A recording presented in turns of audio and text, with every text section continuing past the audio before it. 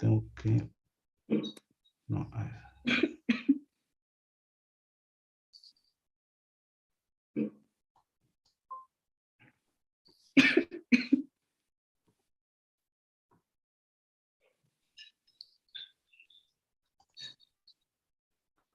muy bien, ya estamos en vivo. A ver, tengo que copiar esto por acá.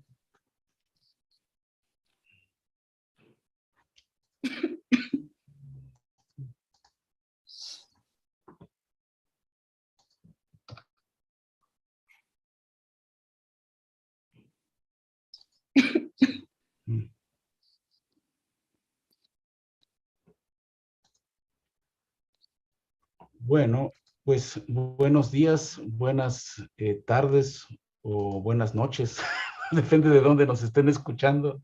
Hoy es un día muy especial porque tenemos una conferencia extraordinaria con la doctora Veronica Cibotaru sobre Kant y Husserl, sobre el tema de la ética en Kant y Husserl. Voy a presentarla brevemente. Ella es doctora en filosofía por la Universidad de Wuppertal en Alemania y la Universidad de París 4, la Sorbonne en Francia, y actualmente es investigadora asociada en los archivos Husserl de París. Y bueno, pues bienvenidos y bienvenidas todos a esta conferencia. Welcome everybody to this lecture. Yeah, Professor Veronica Cibotaru. She holds a PhD in philosophy by the University of Wuppertal in Germany and the University of Paris in La Sorbonne. And today she will talk to us about Husserl and Kant. The lecture will be held in English. However, we will speak a little bit Spanish as well. So thank you very much, Professor Cibotaru. And the floor is yours.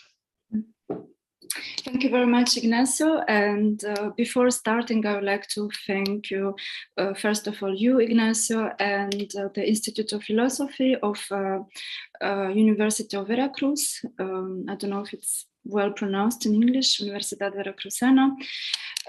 So as Ignacio already said, I will speak in English, but later we can also discuss in Spanish. So I'll do a share screen so that you can follow the text. Okay, can everyone see it? Yes. Mm-hmm. This part is actually a part of my PhD, which I dedicated to the question of meaning in Kant and Husserl. So why it is important to know this, it is because you'll see that I adopt in this work, in this article, the point of view, a special point of view, which is not traditional actually on the question of ethics, and namely the question of meaning. Because as I argue, and this is actually one of the main points of my PhD, of my doctoral dissertation, is that there are in Kant's philosophy, two types of meaning, which is the moral, practical meaning and the theoretical meaning. And this is something that I don't know anyone who actually wrote about such an idea, but I'm really firmly convinced that it is possible to find such a distinction in Kant. And you will see that I also give, so if you're interested, you can see here where you can find more precisely this distinction. So why I say this in the beginning, because otherwise you may feel a little bit lost, because you see that I always draw on this distinction. And of course, we can discuss about this more later, more specifically on this distinction. Sorry, I have a chronic cough. I hope it will okay. It will be okay. You could hear well the presentation. So the aim of this talk is to examine, in the light of Husserlian phenomenology, one of the most fundamental principles of Kantian thought on ethics, namely the principle according to which the possibility of morals necessarily presuppose the concept of phenomenon. This principle appears implicitly already in the foreword to the second edition of a critique of pure reason, insofar as Kant argues there, on the one hand, that we only need for morals that freedom does not contradict itself, thereby affirming that arguing that the possibility of thinking about freedom is a necessary condition for the possibility of morals, while on the other hand, maintaining that one cannot know freedom as a property of a being to which one attributes effects in the sensible world. In other words, that one cannot know freedom as a phenomenon. So freedom is therefore a concept whose object can only be thought of, and which is, for this reason, in the Kantian terminology, a noumenon. So this opposition between phenomenon and noumenon, and correlatively between knowledge and pure and simple thought, is also expressed in the register of meaning. So here is one of my fundaments of this article, and it is expressed in the critique of practical reason mainly, but also in the critique of judgment, since Kant radically distinguishes in the second critique two modalities of meaning, namely a theoretical and a practical modality of meaning, among which only this second modality is possible for the concept of freedom. So it means that the concept of freedom, according to Kant, does not have a theoretical meaning.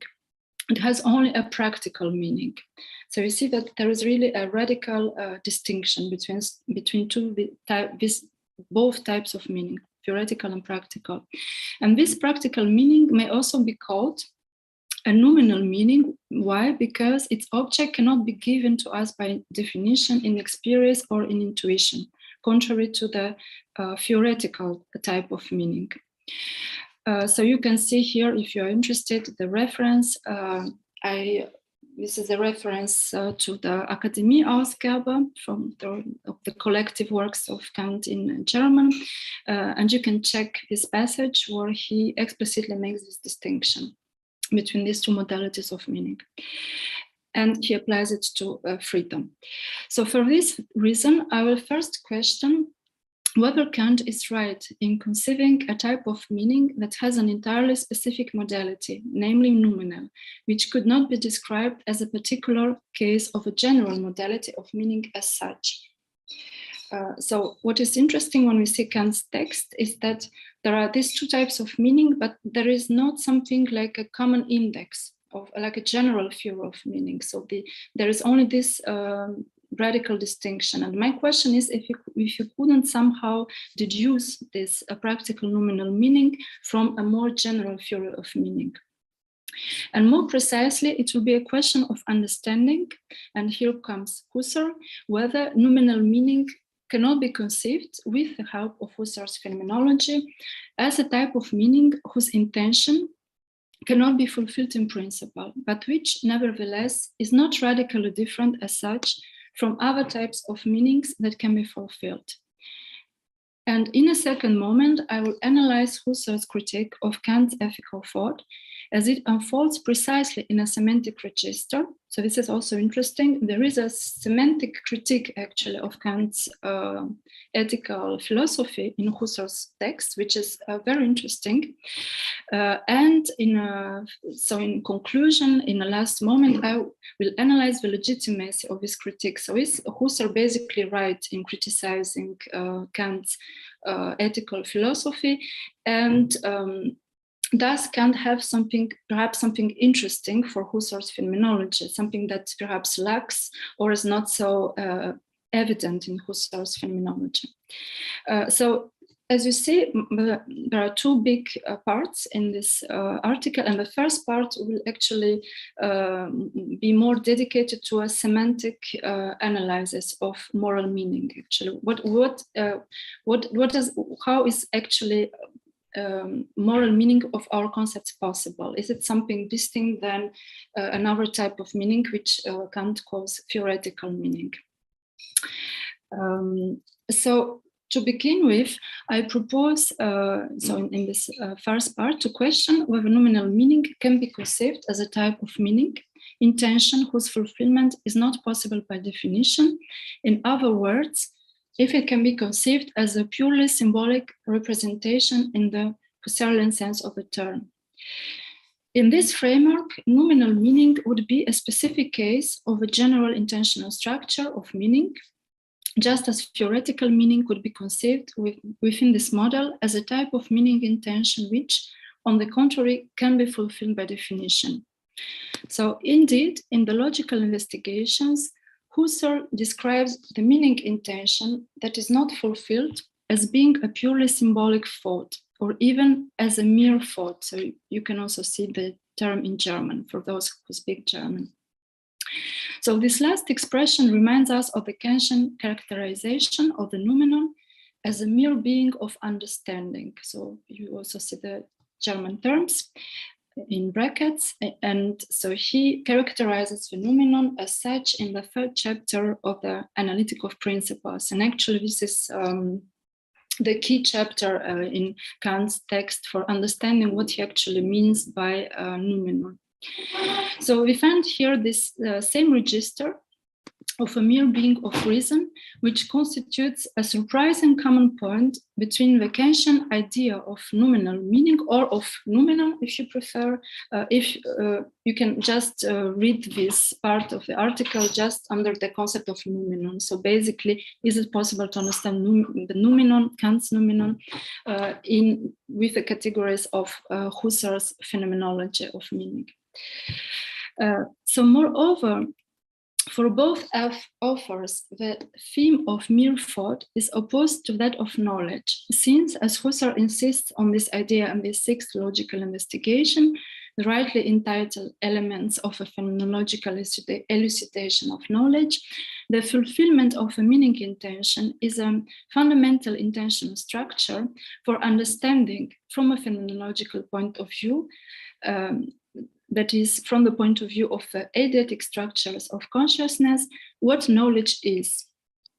However, in a similar way, Kant insists on the idea that the noumenon cannot by definition refer to a knowable object.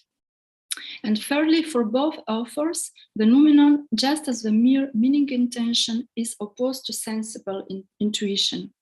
Just as the object of a noumenon cannot by definition be given to us in a sensible intuition, so the intentional object of a meaning intention, by its very essence, is not given to us in a sensible intuition, nor even in another form of intuition, categorical or eidetic, but it is only through the feeling of this intention, of this intention, that this intentional object acquires an intuitive presence. So we can thus discern 3 points in common between noumenal meaning and mere meaning intention, namely their characterization as mere thought, their opposition to intuition, and their opposition to knowledge. However, unlike Kantian noumenon, the mere meaning intention is not in itself opposed to the possibility of knowledge. On the contrary, it founds this possibility, since knowledge is conceived within Husserlian phenomenology as the intuitive fulfillment of a meaning intention. So the noumenal meaning cannot therefore be identified with a mere meaning intention as such. So can it nevertheless be conceived as a specific case of this mere meaning intention?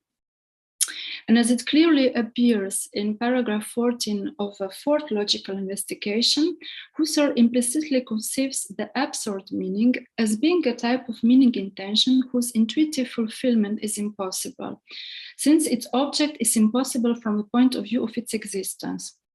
So Husserl distinguishes the absurd meaning from a material point of view, which is absurd by its very matter, that is to say, by the impossible object that it intends, from the absurd meaning from a formal point of view, which contradicts the logical formal laws. Thus, in both cases, the absurd meaning is conceived as being based on a form of incompatibility, whether material or formal. So it is clear, however, that the noumenal meaning cannot be identified with either of these 2 types of absurd meaning for several reasons. First of all, from a general point of view, the noumenal meaning does not intend an impossible object, but an object whose existence is by definition problematic, that is to say, undecidable. Otherwise, the noumenon would not be an ens rationis, that is to say, a pure being of thought, but a nihil negativum, an empty object without concept. In other words, the non-existent object of a self-contradicting concept, as Kant defines it in his table of nothing in the Critique of Pure Reason. So here you see the references. And from a specific point of view, on the one hand, the noumenal meaning cannot be identified with an absurd meaning from a material point of view, because the grasp of its absurdity rests precisely on intuition, as Husserl indicates it in his manuscript assembled, by the way, by Edith Stein under the title Empty Representation. So now the noumenon by definition has no relation to a possible intuition. Whether this intuition is considered by Kant as sensible matters little for the definition of the noumenon, which is defined as a pure being of thought whose object cannot be given in any possible intuition for us, whether this intuition is sensible according to Kant or whether it can take other forms according to Husserl. On the other hand, the noumenal meaning cannot be identified with an absurd meaning from a formal point of view, since the noumenon, by its definition, does not contradict any formal logical law, such as that of a third excluded. And by the way, if it would contradict the formal laws, it would be a nihil negativum. So, and precisely, Kant distinguishes, he insists on this point that it is not a nihil negativum, it is an ens rationis. So for all these reasons, noumenal meaning cannot be identified with the absurd meaning, whether material or formal, and therefore cannot be identified with those specific cases of meaning intuition which cannot be fulfilled.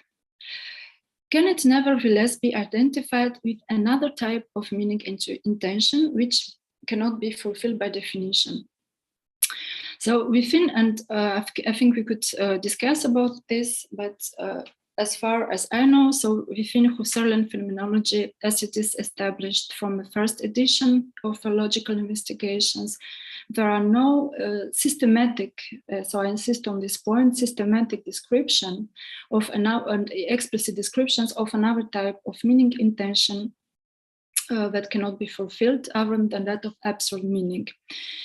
In the Philosophy of Arithmetic, work dating from 1891, in which Husserl does not yet deploy an intentional phenomenological theory of meaning, we can find, however, a theory not of meaning intention as such, but rather of a type of representation which does not represent properly its object and which does not refer either to a proper representation. This type of representation, which is a type of sign, according to Husserl, is called substitutive representation. And this substitutive representation can be temporary, lasting, or principial. And it is in the case of this third type of representation, so it is principial, which Husserl calls symbol, that the represented object cannot by definition be grasped through an adequate intuition, which presents this object as it is. So this is the meaning of an adequate intuition. And consequently, the symbol is a representation which, unlike the first two types of substitutive representations, does not replace a proper representation. And this third type of representation brings to a substitutive representation, brings together innumerable representation, and Husserl gives a quite fun example, the example of Africa. And among which, however, and here comes the relationship, a possible relationship with Kant, Husserl distinguishes three categories that are the farthest removed from proper representations. First of all, concepts, that is contradictory representations whose object is absurd, for instance, the square circle. Then representations whose object is conceived as non-physical, for instance, the soul. And finally, representations whose object is conceived as actually infinite. for instance, God.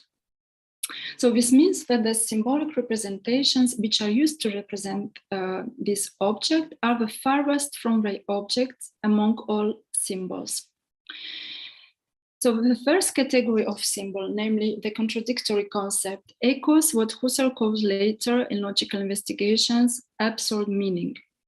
And with regard to the two other categories, we can find some echoes within Husserlian phenomenology, as it is elaborated starting from the logical investigations, although they are not as explicit as according to me, as the echo to this first category.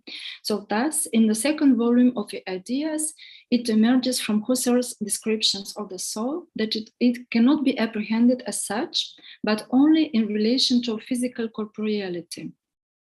It is thus necessarily linked to corporeality, and yet it is not strictly speaking localized in the body. Therefore, the meaning intention of the concept of soul cannot be fulfilled as such, but only through the fulfilled intention of the concept of a body flesh. So this is how I choose this translation for life, but there are, of course, also other possible translations. As to what concerns the third category, the meaning intention of the idea of God, but also of the world, echo to this category by the infinite dimension of the object. For instance, the world is conceived in the crisis, and I think I like very much this expression, as an open infinity. Or open, actually, Endlosigkeit is not really infinite, it's more like the lack of end. It would be something like this, literally. While God is conceived also in the crisis as the infinitely distant man. So neither the world nor God can be grasped as such in an intuition, be it a sensible, categorical, eidetic, because they presuppose an infinity which can never be fully grasped, but is always to be accomplished. So thus the world, or to be constituted, actually, this would be the better word. So thus the world is seen as an infinite horizon that always remains open, in other words, whose constitution can never be accomplished, while God is conceived as an ideal, namely the ideal of a man, of human being who is infinitely remote, and towards which, for this very reason, we never cease to strive. And we find through this characterization of meaning intentions that cannot be fulfilled by definition, namely those of soul, world, and God, actually, strikingly, the three ideas of pure reason deployed in the first critique. However, one cannot identify the noumenon with these three ideas, insofar as the definition of a noumenon does not only imply merely the absence of every relationship to sensible intuition, which is characteristic of these three ideas. And actually Kant says in the Transcendental Dialectics that ideas are characterized by a liberation from sensibility.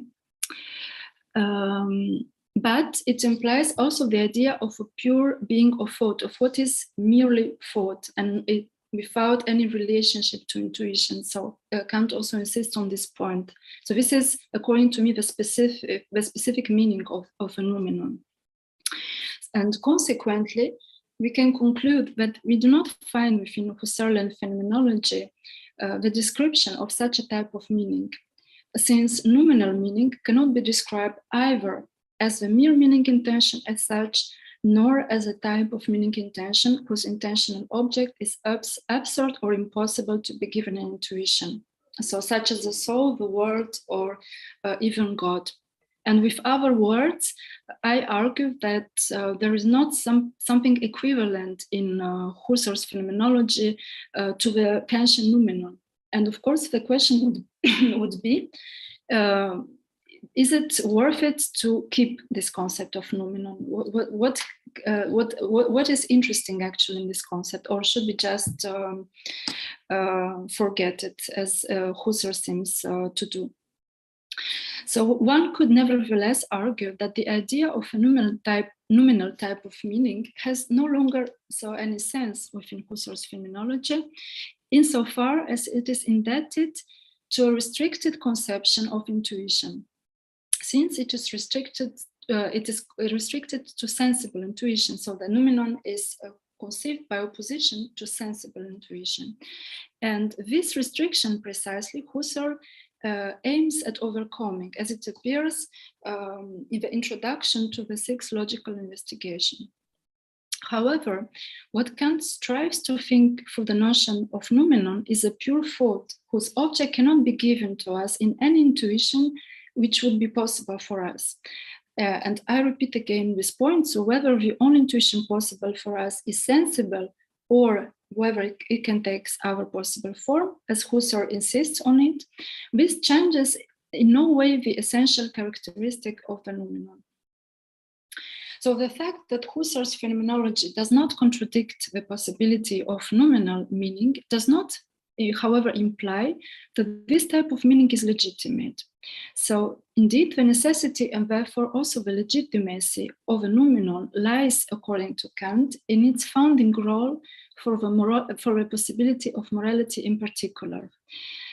And for this reason, in the following point, I raise the question whether noumenal meaning is necessary, or the noumenon, if you prefer, is necessary for practical moral meaning, focusing on Husserl's critique of Kantian ethics.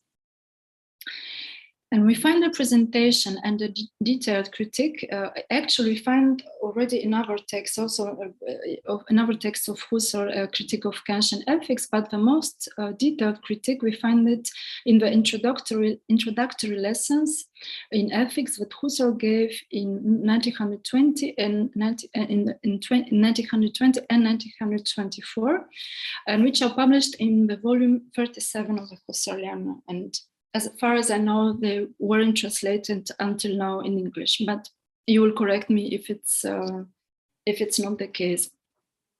And this criticism, which appears in the 9th chapter of this volume, follows a series of critical and at the same time historical reflections that cover, among other things, the polemic which divided the moralist thinkers of understanding and those of feeling in the 17th century, as well as Hume's empiricist moral philosophy. We also see a covering of ancient Greek ethical philosophy. So it's you can clearly see that it's also a course, an introductory course to the history of philosophy, actually, from a point of view of ethics. And the examination of Kantian ethics intervenes within these lessons, so which cover a broader project, and which consists in situating Husserl's ethical phenomenology. So there's not only a pedagogical interest, but it is also about situating Husserl's ethical phenomenology in relation to previous philosophies of ethics. At the same time, it is an occasion for Husserl to specify his ethical project, which would avoid both the pitfalls of abstract rationalism and so this is Kant, and psychology, sentimentalist, this is basically, you could say, Hume, but also of naturalistic moral skepticism, so this is again Hume. And the contours of this properly Husserlian ethical project appear after the part of his lessons devoted to the ethics of Hume and Kant, precisely because Husserl situates his own project between these two philosophies of ethics by recovering, on the one hand, the importance that Hume's ethics attributes to feeling, and on the other hand, the importance that Kantian ethics assigns to the self-regulation of ethical reason, which makes it possible to avoid naturalism and thereby also moral skepticism. So what is interesting is that Husserl is not entirely, of course, he is very critical of Kant and not only of his ethical philosophy, but he also assigned to him a certain merit. So this is also important, I think, it is important to mention this fact.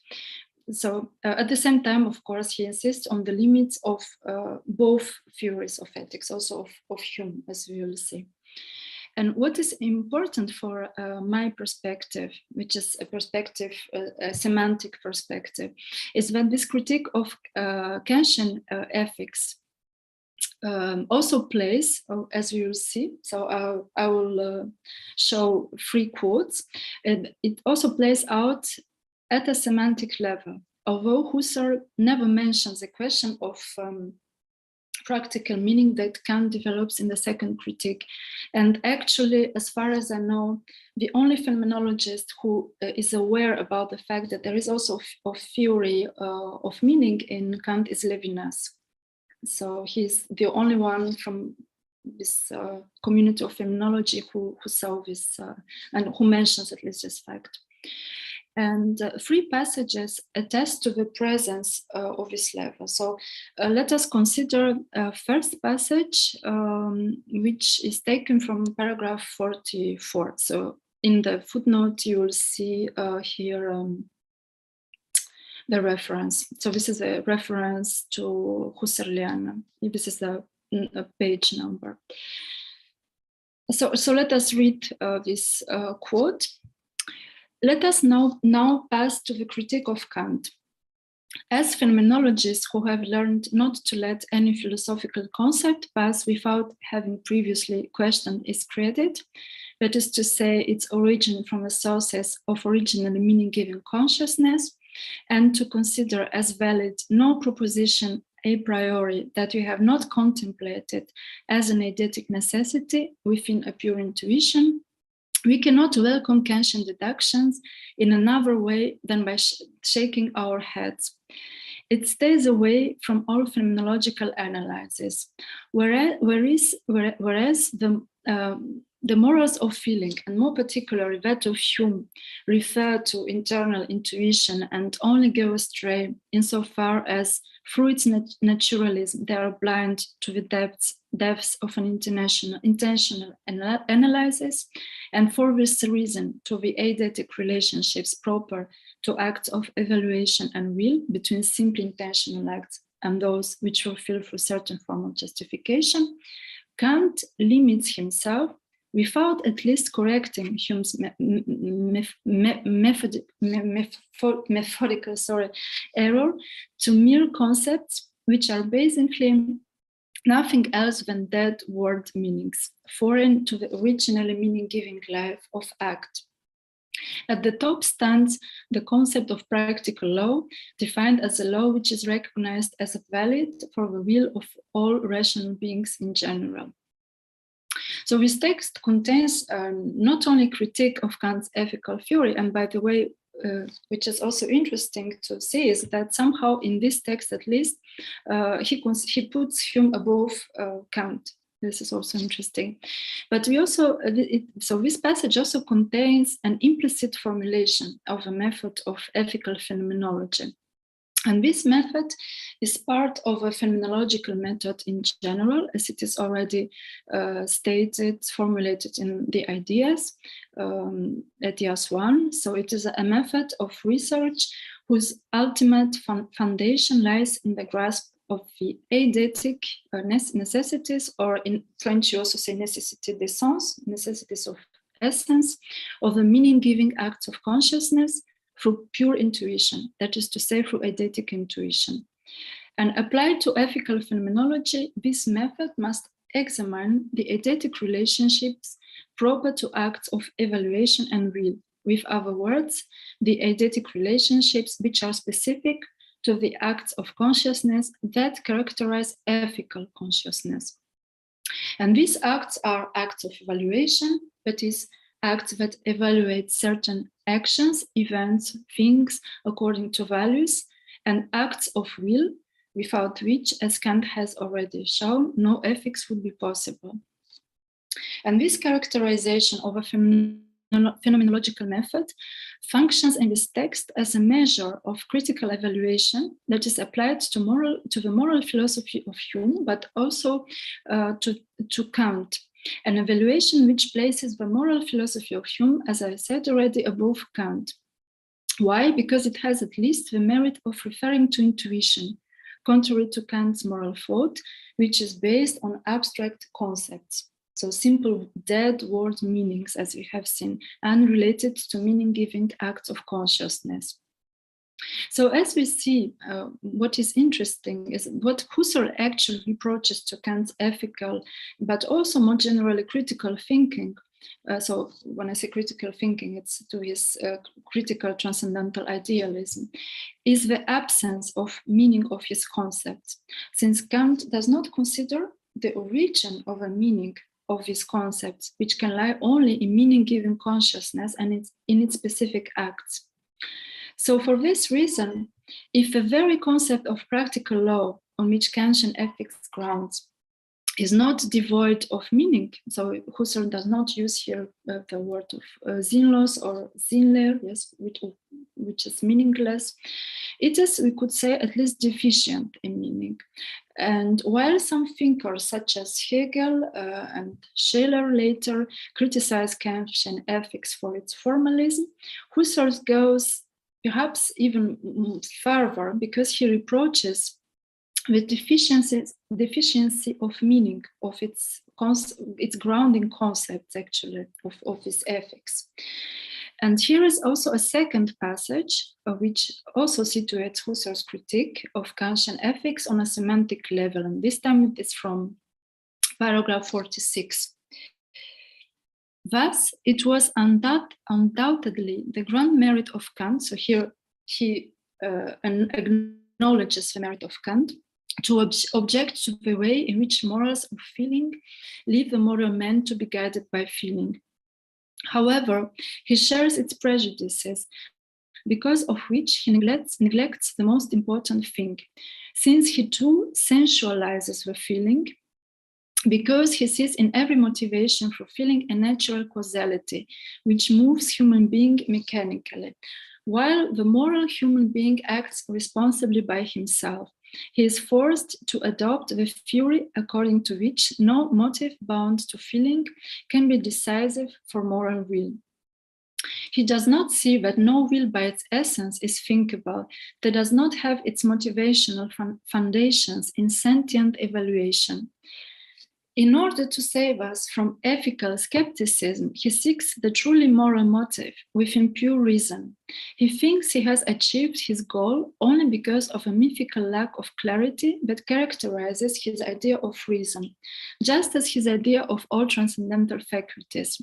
And it cannot be of otherwise, since the concept of reason can acquire its determinate and correct meaning only through an eidetic phenomenological analysis of the actual life of reason itself. So therefore, the source of all moral motivation must lie within this wholly mythical faculty of reason, in its merely pure form, which Kant hypostasis as a faculty free of any sensible element. Thus, the categorical imperative is deduced as a moral law through reasoning, which is more than questionable. So after having criticized in the previous passage the general method of Kant's ethical philosophy, Husserl criticizes in this fragment the Kantian concept of reason, understood as pure practical reason, which is a key concept of Kant's ethical thought. And this criticism is again situated, as we see, on a semantic level, since he criticizes Kant for not grasping the determinate and correct meaning of his concept, a meaning which can only be grasped, as we can already guess, through a properly phenomenological analysis of reason, that is to say, through an analysis of the actual life of reason itself.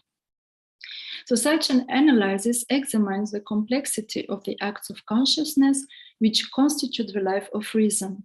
And in the absence of such an analysis, the concept of reason is, according to Husserl, Kant's concept of reason, only a mythical faculty, a mere hypostasis, a simple abstraction. And further in these lessons from 2024, Husserl criticizes the Kantian opposition between sensibility and reason because it misses the possibility of ideal objectivities, which precisely cross this opposition, since they can be founded on sensible objectivities, such as it is the case for cultural objects. So For example, a book is a physical, sensible object, but at the same time, it also deploys a cultural work, in this case, a text, which is an ideal object. And according to Husserl, Kantian philosophy is, with its very simplistic, very reduced opposition between the sensible and the pure reason, is not apt to describe such type of objectivities. And apart from this opposition between reason and sensibility, Husserl also criticizes a second feature of the Kantian understanding of reason, namely its opposition to feeling.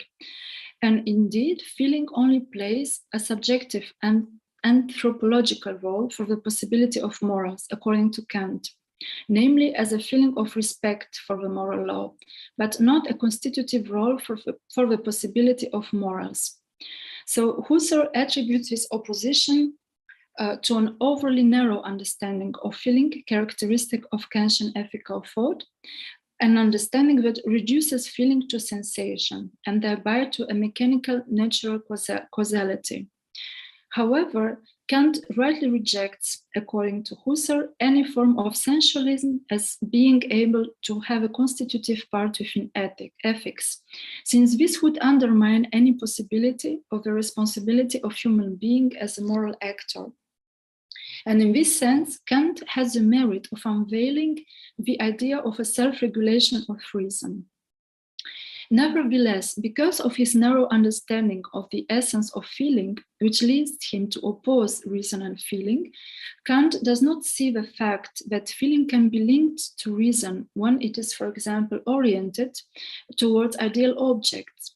In this case, this feeling can assume the role of a faculty of rational appreciation. It's not a sensual appreciation, it is a rational appreciation when one appreciates, for example, the beauty of a scientific theory. And for this reason, feeling can have a place within ethics, as Husserl argues further in his lessons, precisely because feeling is not reducible to sensation. And following this poor understanding of the essence of reason, and more particularly of moral reason, it is also the concept of the categorical imperative, based on such an abstract concept of reason, which is questionable in the eyes of Husserl.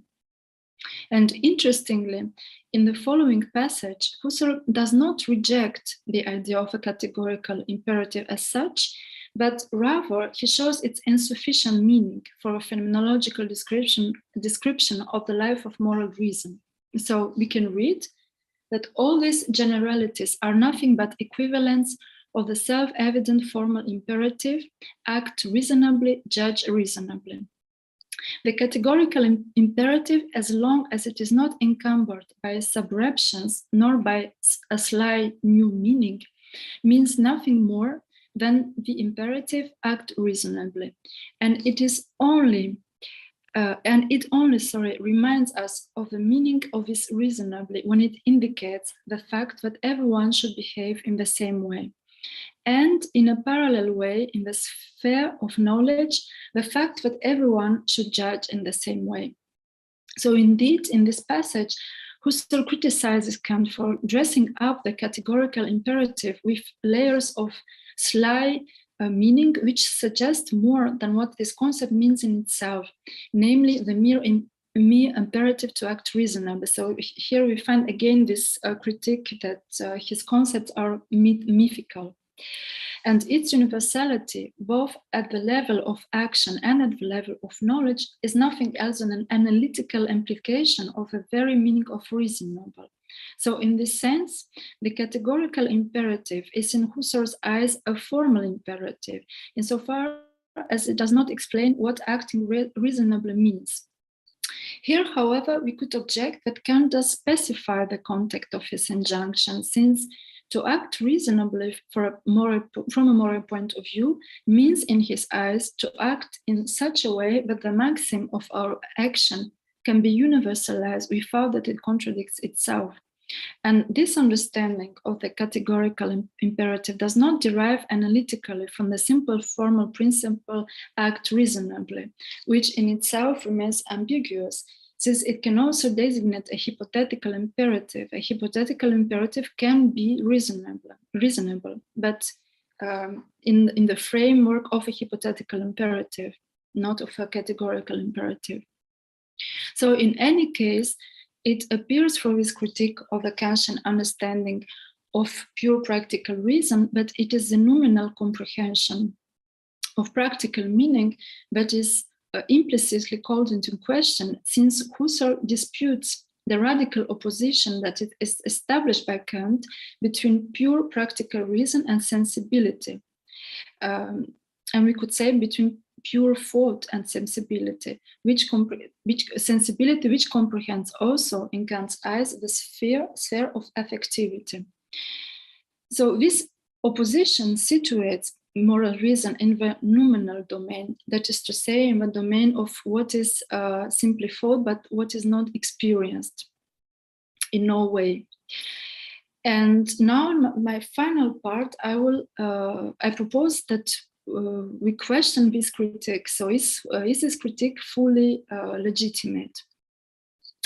So Husserl's ethical phenomenology as a whole, insofar as it is distinguished from Kantian ethical thought, is centered on two fundamental points, which manifest themselves more or less patently through the various moments of the evolution of Husserl's phenomenology of ethics. So this phenomenology of ethics has undergone more or less important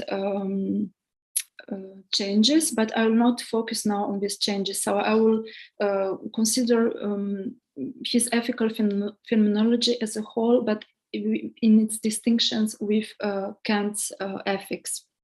And we can see two difference points that I will analyze so later.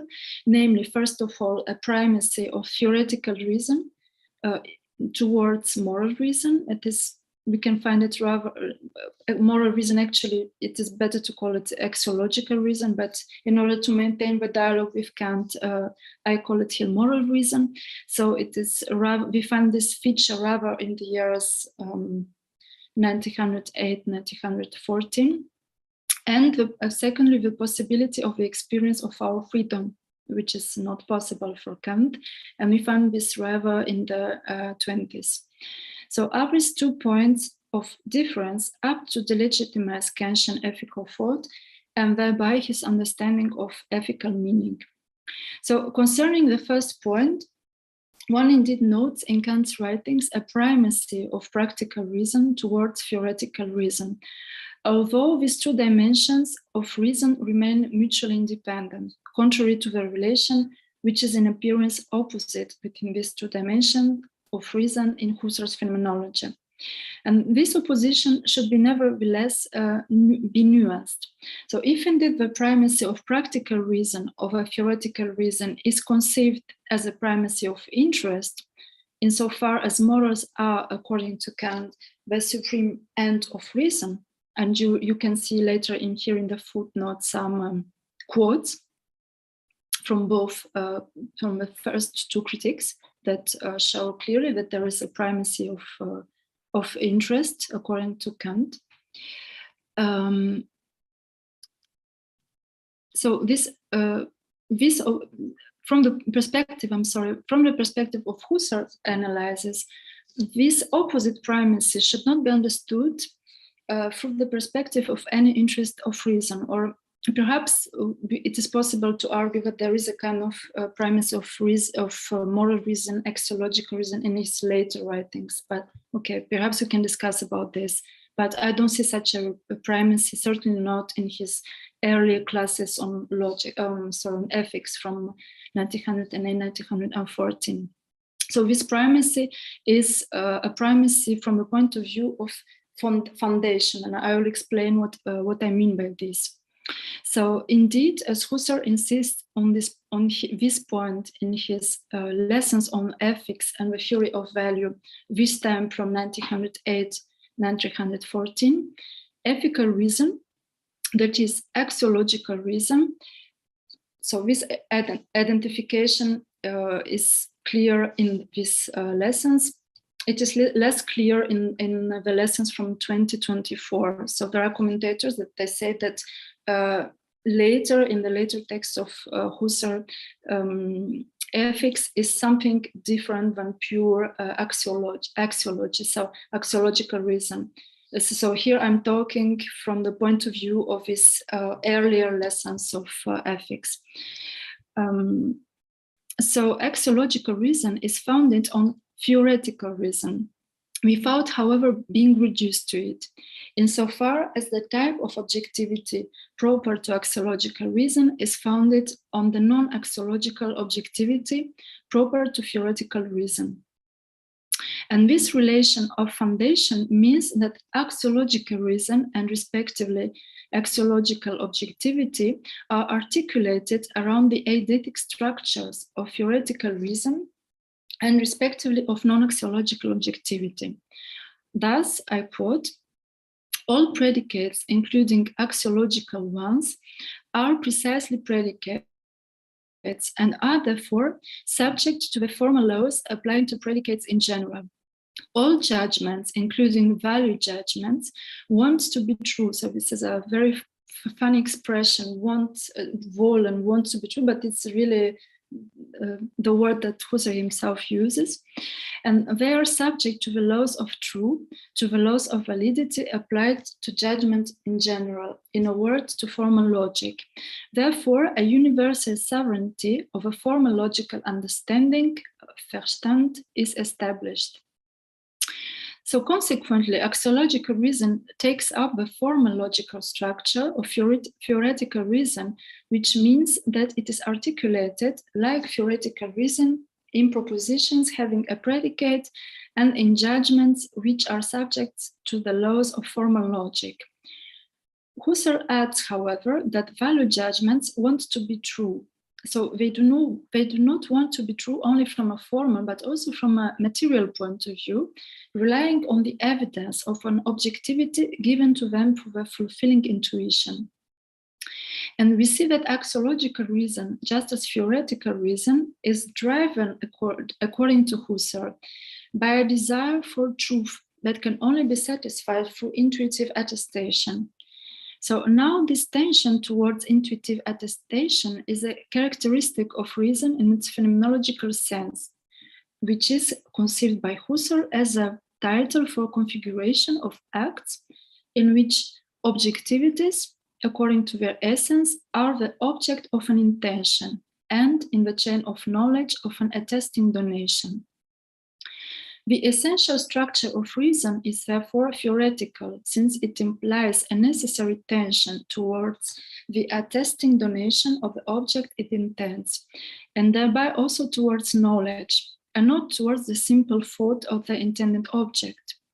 This eidetic theoretical structure of reason is thereby inscribed within the intentional structure of consciousness, whose relation of intentional acts to acts of intuitive fulfillment is characterized precisely by Husserl as a relation of knowledge in the sixth logical investigation. So from the point of view of the objectivities proper to axiological reason, the relation of foundation to non-axiological objectivities manifests itself as a relation of asymmetrical dependence. For if one cannot erase the theoretical objectivity on which axiological objectivity is founded, one can erase axiological objectivity without thereby erasing the theoretical objectivity on which the former type of objectivity is founded. So therefore, unlike axiological objectivities, non-axiological objectivities are objectivities which are complete and closed in themselves, as Husserl formulates it himself. So thus, as Dominique Pradel argues, so here I'm quoting Dominique Pradel because he wrote a very interesting article, which you can see here. It was also translated in English, by the way, and was published, I think, in a collective book. And he wrote precisely an article on this topic also, so the critique of phenomenological critique of Kantian ethics. And so he argues, Dominique Pradel, that, I quote him, where Kant strives to tear the practical domain from the paradigm of object knowledge and to make moral consciousness independent of all knowledge, Husserl gives to knowledge its paradigmatic function by posing an equation between the good and what is practically true, or at least in his lessons again from 1908, 1914. Of course, I personally find it a bit difficult to talk about Husserl as such and Kant, because as said, his phenomenology of ethics evolves. According to some commentators more, according to some commentators there are more continuities, but there is certainly an evolution. So it is perhaps important always to contextualize about which period of his phenomenological ethics do we talk. So we see that the first point of a radical difference between Kant and Husserl's thought on ethics, so again, contextualize, that is, as it is unfolded in his earlier classes, lessons on ethics. So a first radical point of difference lies in different conceptions of a relationship between theoretical and ethical reason, which, however, are not strictly opposite, since the primacy of theoretical reason in relation to ethical reason is not understood by Husserl as a primacy of interest, but as a foundational primacy. So in the sense that ethical axiological reason grounds in theoretical reason, while for Kant they are just they're radically distinct and they are mutually independent. And another fundamental point of difference linked to the first point concerns the conception of freedom proper to these two philosophies of ethics. If indeed, according to Husserl, there is a possible experience of our freedom in an ethical context, according to Kant, there is no such possible experience, since freedom is not a sensible object and goes even against the law of natural causality, which is an empirical determinist causality, according to Kant, and that structures all our experience. Of course, you have to keep in mind that Kant has a quite narrow understanding of experience. So for him, experience is an empirical experience. It's something that can be evidenced through an empirical intuition. And this perhaps is, we could also reproach this to him, his very, very narrow understanding of experience. So experience is Erfahrung for Kant. It cannot be understood as what Husserl understands through Erlebnis, and which is, according to me, something larger than just the Kantian Erfahrung. So we find a particularly enlightening description on the way in which Husserl conceives the experience of freedom in a passage taken from the third article that Husserl wrote for the Japanese review Kaizo. By the way, Kaizo means in Japanese renewal, and you will see that it has, of course, a relationship with the title of Husserl article, which is entitled "The Renewal as an Ethical Individual Problem." So it was written in between 1922 and 1923. And by the way, if I may say something very personal and subjective, this is one of my favorite texts of Husserl. I think that this series of articles which he wrote for this review are one of his most beautiful texts. So let us read a passage. Man, that is human being, has the essential property, instead of being left passively and unfreely to his drives, inclinations, affects, and thus, in a very broad sense, of being emotionally moved, of acting contrary to oneself from one's me center in a freely active way and in a genuinely personal or free activity, to experience, for example, by observing, to think, to evaluate, to produce effects within the surrounding world which he experiences.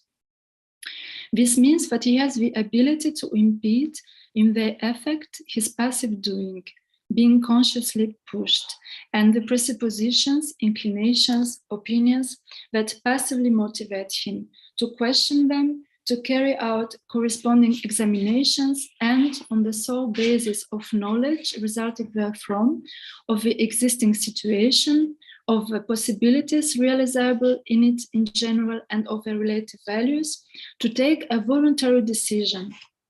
Through this property, the subject is in this pregnant sense subject of will.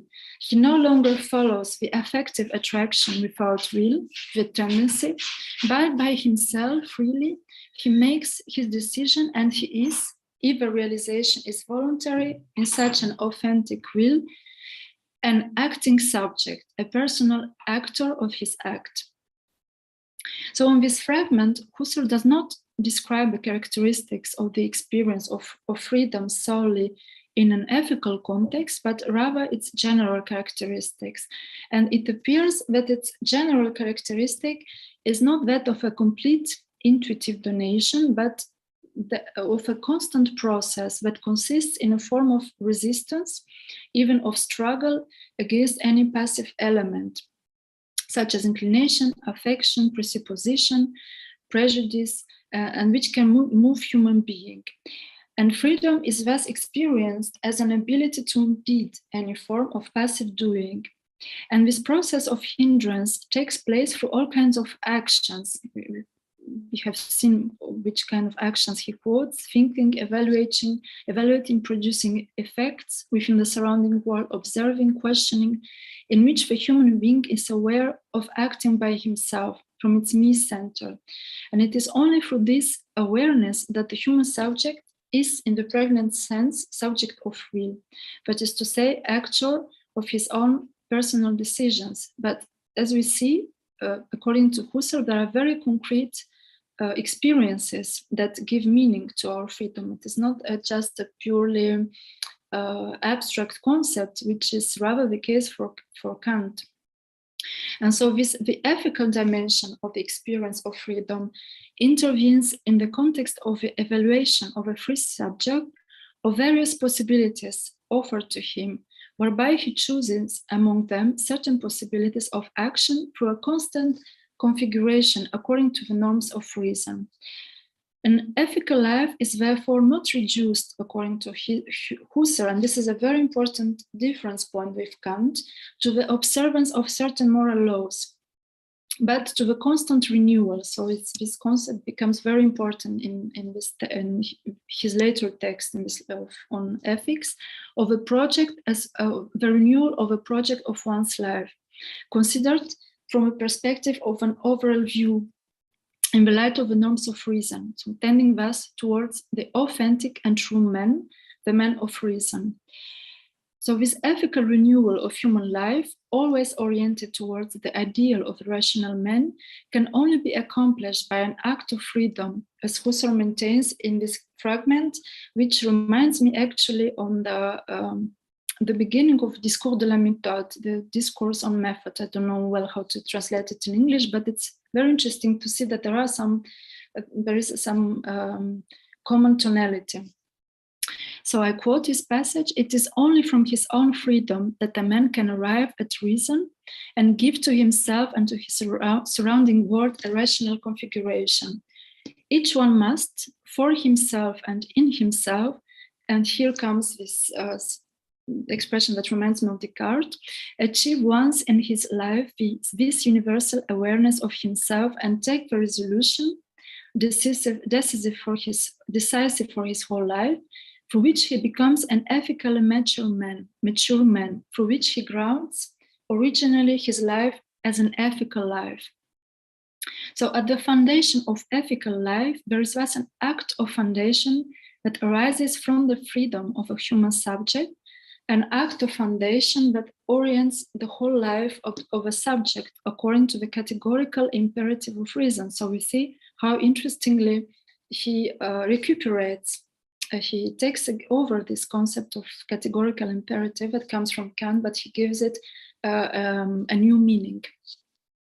So however, unlike Kant, Husserl attributes a profoundly individual meaning to this categorical imperative, since each man, just as he has his individuality, has therefore also his individual ethical idea and method, his individual and each time concretely determined categorical imperative. And this is also a huge difference with Kant. And this essentially individual dimension that Husserl grants to the categorical imperative can be understood in the light of his conception of ethics, which cannot be reduced, once again, to the respect for a set of universal moral laws, as well as in the light of his conception of a human freedom, which founds all ethical life. So this freedom has a profoundly individual meaning, and it is grounded also on a profound individual experience, we could say, since it is conceived as a personal act of orientation and reorientation of one's own life, which only the individual subject and no other subject in his place can accomplish. So for this reason, the categorical imperative is the generic concept, you could say, for Husserl, of the essential general form of ethical man, a significant, meaningful, but at the same time, paradoxically, empty form of content for all possibly valid individual imperatives of determined content.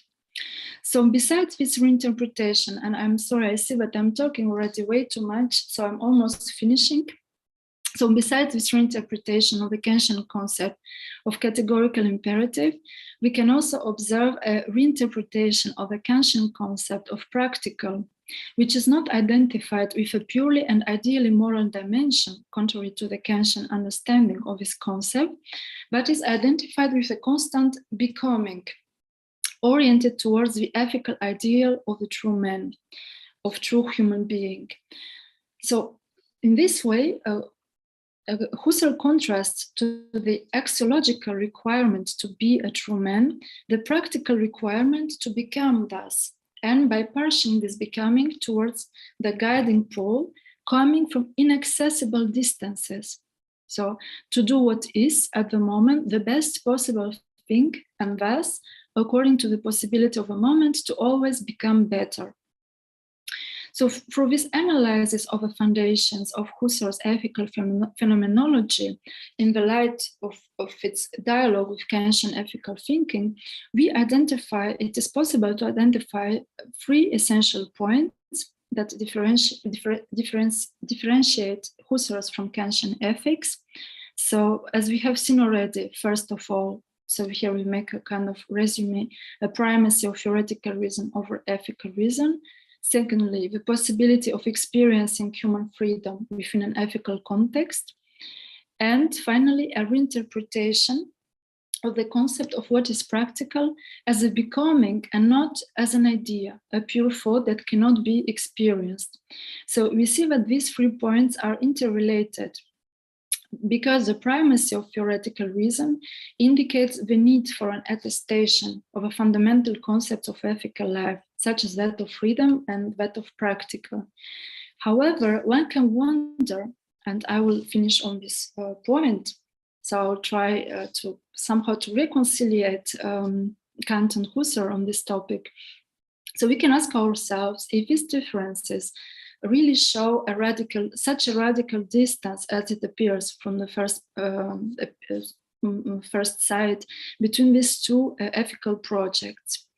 So indeed, Husserl does not deny, and this is very interesting, this is something that we also find in other texts, such as The Crisis. He does not, this idea that there is some kind of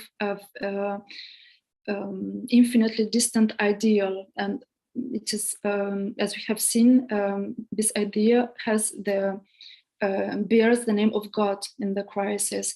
So Husserl does not deny the need for an idea of ethics understood as a pure thought which cannot be embodied within experience. An idea which is understood, we could say with other words, as a noumenon. So Kant could say perhaps that it is a kind of noumenon. So rather, he reinterprets this idea as an ideal, more precisely as the ideal of the authentic man, or as he says in The Crisis, the infinitely distant man that orients our entire ethical life. However, what interests Husserl is not so much the description of this ideal in itself as a description of a concrete ethical life of the human subject, which tends towards this ideal. It seems, therefore, that there is rather a shift, perhaps there is rather a shift of interest within Husserl's ethical phenomenology, centered on the concrete ethical life of the subject, rather than on the ideal foundation of ethics, which is clearly more important for Kant. So the question of the possibility of ethics is a fundamental question for Kant's critical philosophy. So consequently, Husserl's ethical phenomenology, as it unfolds in particular in the 20s, is not incompatible. So I will be brave, courageous, and I will propose this hypothesis that we can, of course, discuss together. So I propose to consider the idea that it is not incompatible with the idea of a foundation of ethics which would be inaccessible to the experience of the human subject, because it poses precisely the need for an ethical idea. So for this reason, the idea of a practical meaning that would be radically different from any form of theoretical meaning, which would therefore be freed from the primacy of theoretical meaning and its exigence for an intuitive attestation, seems legitimate. By this very fact, it is the very idea of a noumenal meaning, and of a noumenon, we could say, which appears to be legitimate, insofar as Kant conceives practical meaning as being of noumenal type, as we have seen in the beginning. So in conclusion, we could say that if ethical freedom in the Husserlian sense of the term can be experienced by human subject as a responsibility for his own acts, a responsibility which presupposes a constant liberation from our own inclinations, drives, prejudices, freedom in its practical meaning, as Kant understands it, can be conceived as an ideal that orients our whole ethical life as a constant work of liberation. However, this ideal is not a simple subjective regulative idea, but something that is already, so it is of course it is also a fundamental point from Kant's philosophy that the concept of freedom is not a regulative idea, such as the ideas of pure reason, but something that is already there. So while having to be constantly proven and attested. So the practical meaning of freedom in its Kantian sense perhaps is apt to make us grasp this paradox of the abyss, which separates this already there of our freedom. So we already know that we are free, but at the same time, there is the need, as Husserl showed, to attest it constantly within our ethical life.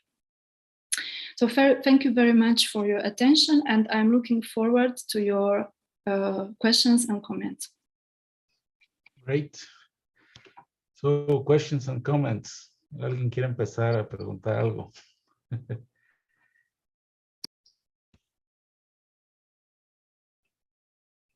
A ver quién se anima. Maybe me.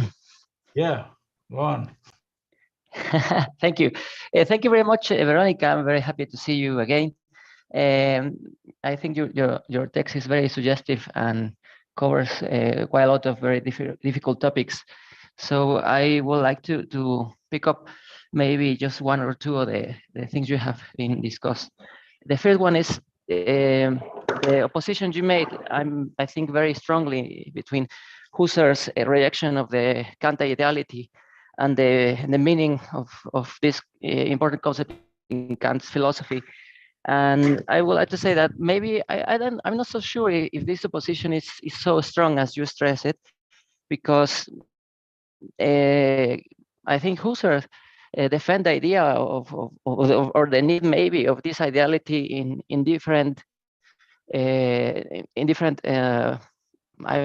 would say fields, in theoretical fields and also in practical. For example, when he discussed the concept of noumenal sense, he said that the X of the noumenal sense is also a Kant idea, or you should study it in a Kant idea sense. And also in the practical field, for example, when he is talking about this practical evaluation of situations where you must say, okay, I have this experience, I should know how to act in the future. But if all this previous experience seems to be not conclusive, maybe you should have a negative outcome. But in those cases, he said, maybe you have to know too, or you should know too, that an absolute goal must prevail over the bad experience of the past. So, for example, he said in these cases, for example, love as an absolute idea should guide your practical reasoning. So I think that maybe you can find different examples where you can see that Husserl defends the idea of an absolute and normative sense of ideality. And maybe in these cases, Husserl is maybe closer to Kant. So I would like to ask you, you don't think that maybe Husserl is not so against the Kant sense of the ideality in the practical sense, of course, but maybe he rejects, as you said, to barely his deduction of this noumenal or absolute sense of ideality. So that's why this is a question I would like to ask you. Yes, thank you, Ignacio. I'm also glad to see you again. Yeah, so actually, it is also you. So basically, you agree with my point. It's also what I'm trying to argue that it is possible also to somehow to find a place for the Kantian concept of noumenon in Husserl's ethics. So basically, I agree with what you say. So perhaps you had the impression that somehow I said that it would not be possible.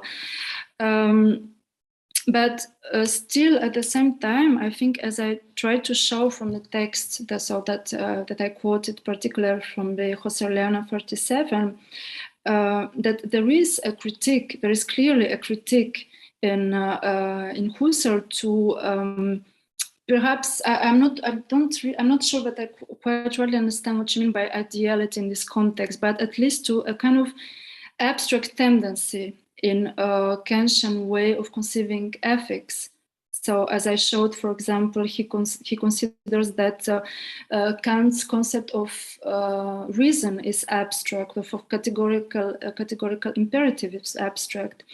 And so, this rehabilitation of a feeling of what would be sensible for Kant, it is already quite important, perhaps not if you don't like this concept of opposition, and I use more the concept of difference actually than opposition. I'm also quite skeptical. I'll try to show that there's not a blunt opposition between Husserl and Kant. But what is interesting is that despite these difference points and despite these critiques, so because when he criticizes this very abstract understanding of reason, one could think that somehow he also criticizes the noumenon in Kant, because the noumenon is based on this opposition between pure reason and sensibility.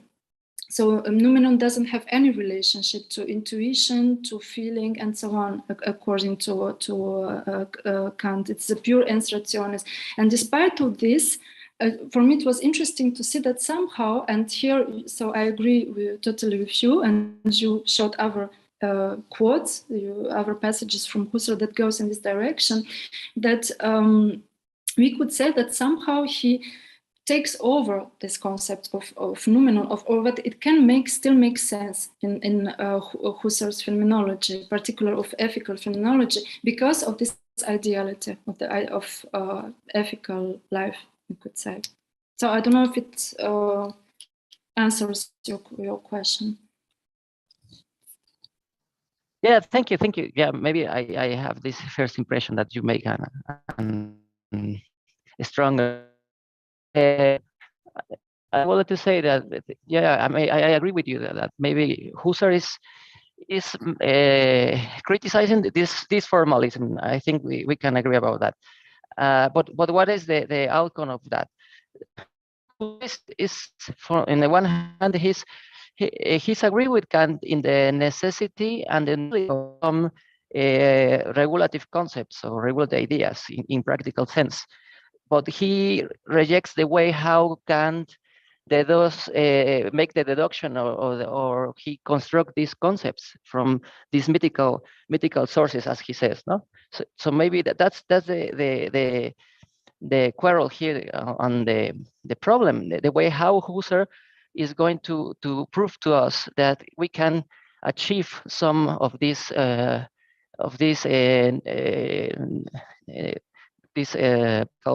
concepts or absolute concepts, but how we're going to find the source of the experience. Maybe that's the quarrel, I think.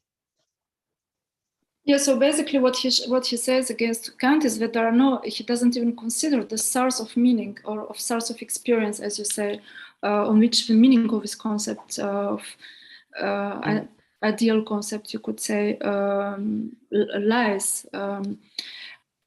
So yes, there is clearly a deduction problem, if you could say, if in order to use, because you are going rather in this direction. Of course, it is. So I think that your perspective is not contradictory with what I was trying to show. So because I also insisted on this idea that he doesn't take, so Kant doesn't take into consideration what are, that is why he also criticizes its abstraction in the sense that it is abstracted from, yes, it is cut from that what gives meaning actually to this to his concept. So in a sense, yes, it's also deduction problem. Yeah. But yeah, thank you. But I would like to ask you, so it's also interesting for me as a feedback. So you got the impression that somehow I was insisting on the opposition between Husserl, who would be somehow against maybe against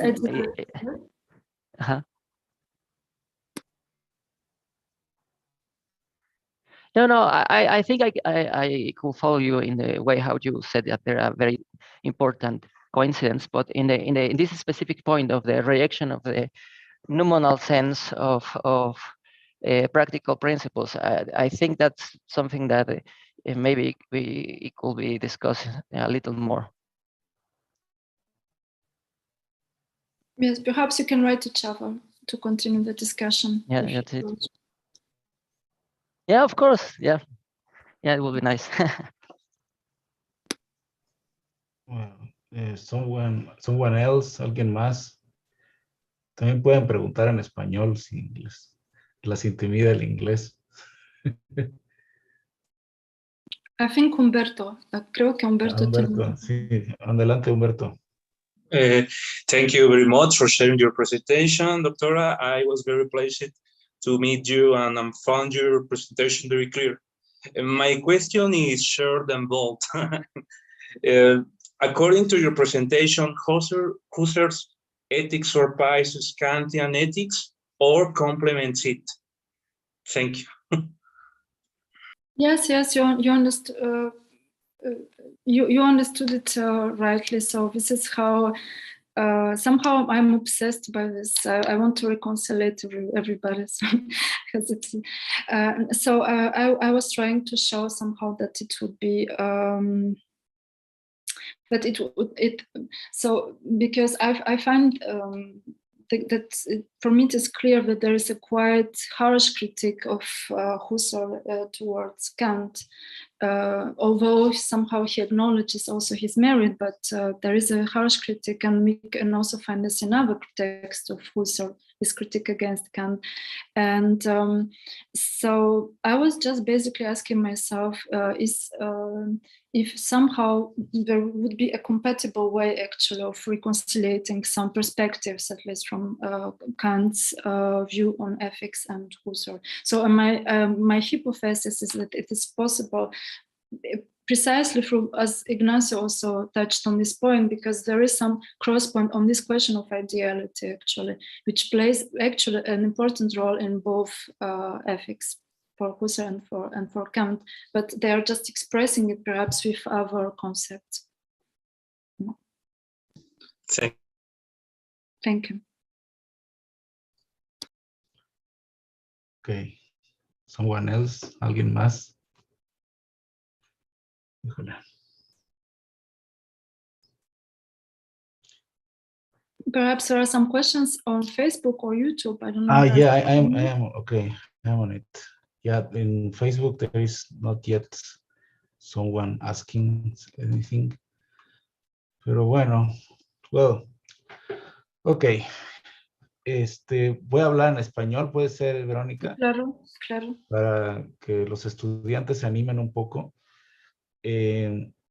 Bueno, a mí me gustó mucho la conferencia y me gustó especialmente cómo empieza, que es muy difícil la introducción, pero es muy importante porque empiezas hablando del tema del nóumeno en relación con las intenciones vacías y si es posible, o sea, bueno, los insentidos que resultan de tratar de entender el nóumeno desde esa apreciación de la relación entre intención y cumplimiento en Husserl, o sea, una interpretación semántica del problema del nóumeno en Kant y Husserl. O sea, Kant leído desde Husserl, esa parte me gustó mucho porque, bueno, lo que quiero comentar es lo siguiente.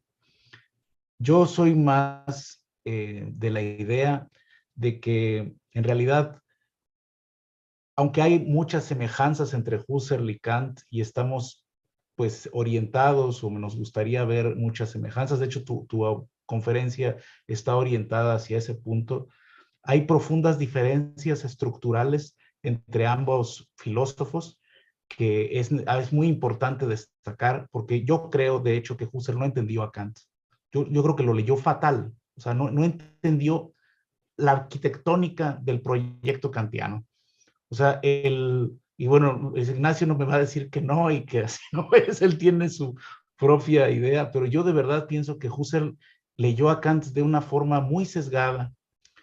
Ellos tienen en común la idea de una crítica de la razón, tienen en común la defensa de la razón en el proyecto de una humanidad mejor, tienen en común la idea de la centralidad de la libertad y la responsabilidad como los vectores fundamentales de la ética, pero están en un desacuerdo muy profundo entre cómo van a entender el concepto de experiencia y en consecuencia de conocimiento. Porque Husserl está convencido de que existe conocimiento moral. Eso en Kant no tiene sentido. Si Husserl está convencido de que podemos tematizar objetos tales como el bien, podemos tematizar y conocer la libertad. Husserl está convencido de que podemos conocer valores y que existe no solamente un acceso a través de la experiencia a los valores, sino que a su vez ese correlato que es el correlato de los sentimientos, que son los valores, pueden ser conocidos en actos teóricos dirigidos a ellos. Kant piensa que eso no tiene sentido.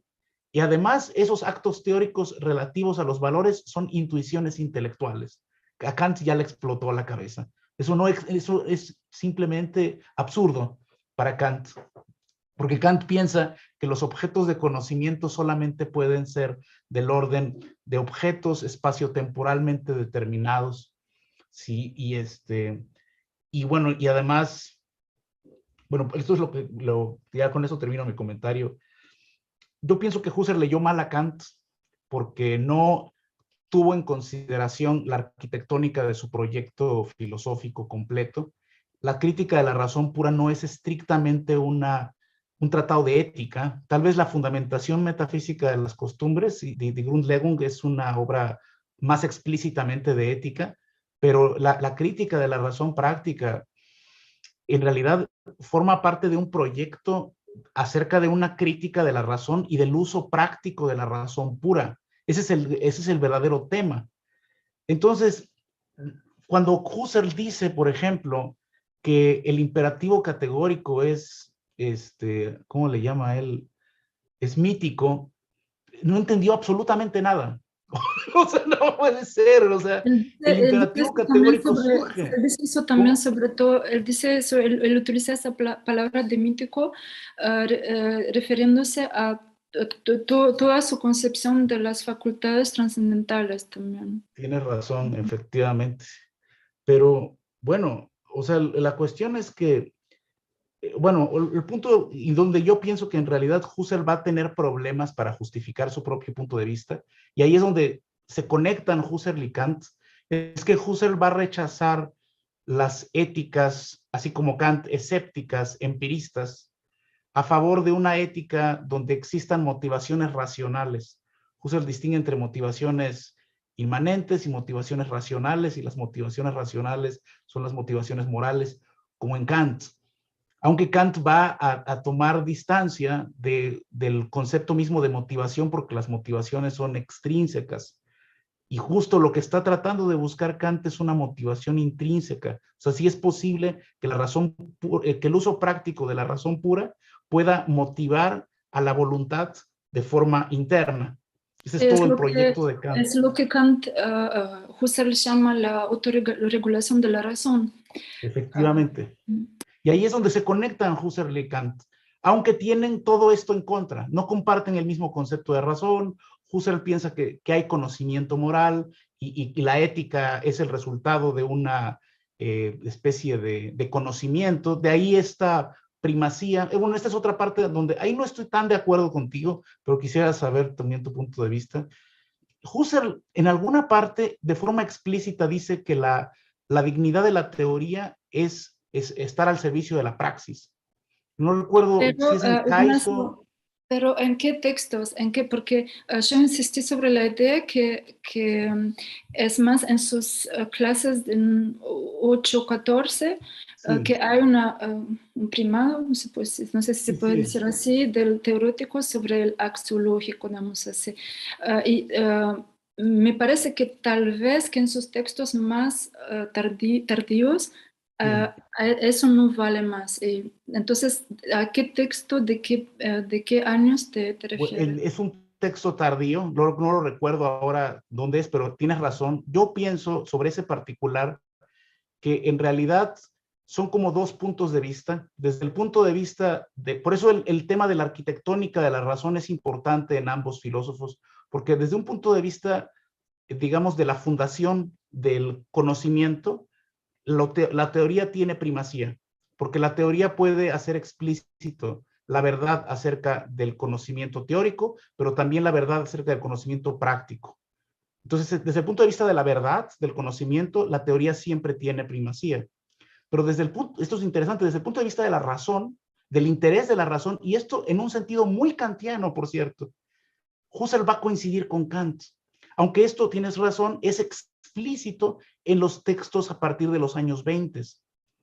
Pero el pasaje tal vez fue lo único que de la ética de Kant, que a mi juicio Husserl leyó correctamente, es precisamente el por qué el interés práctico de la razón pura tiene primacía.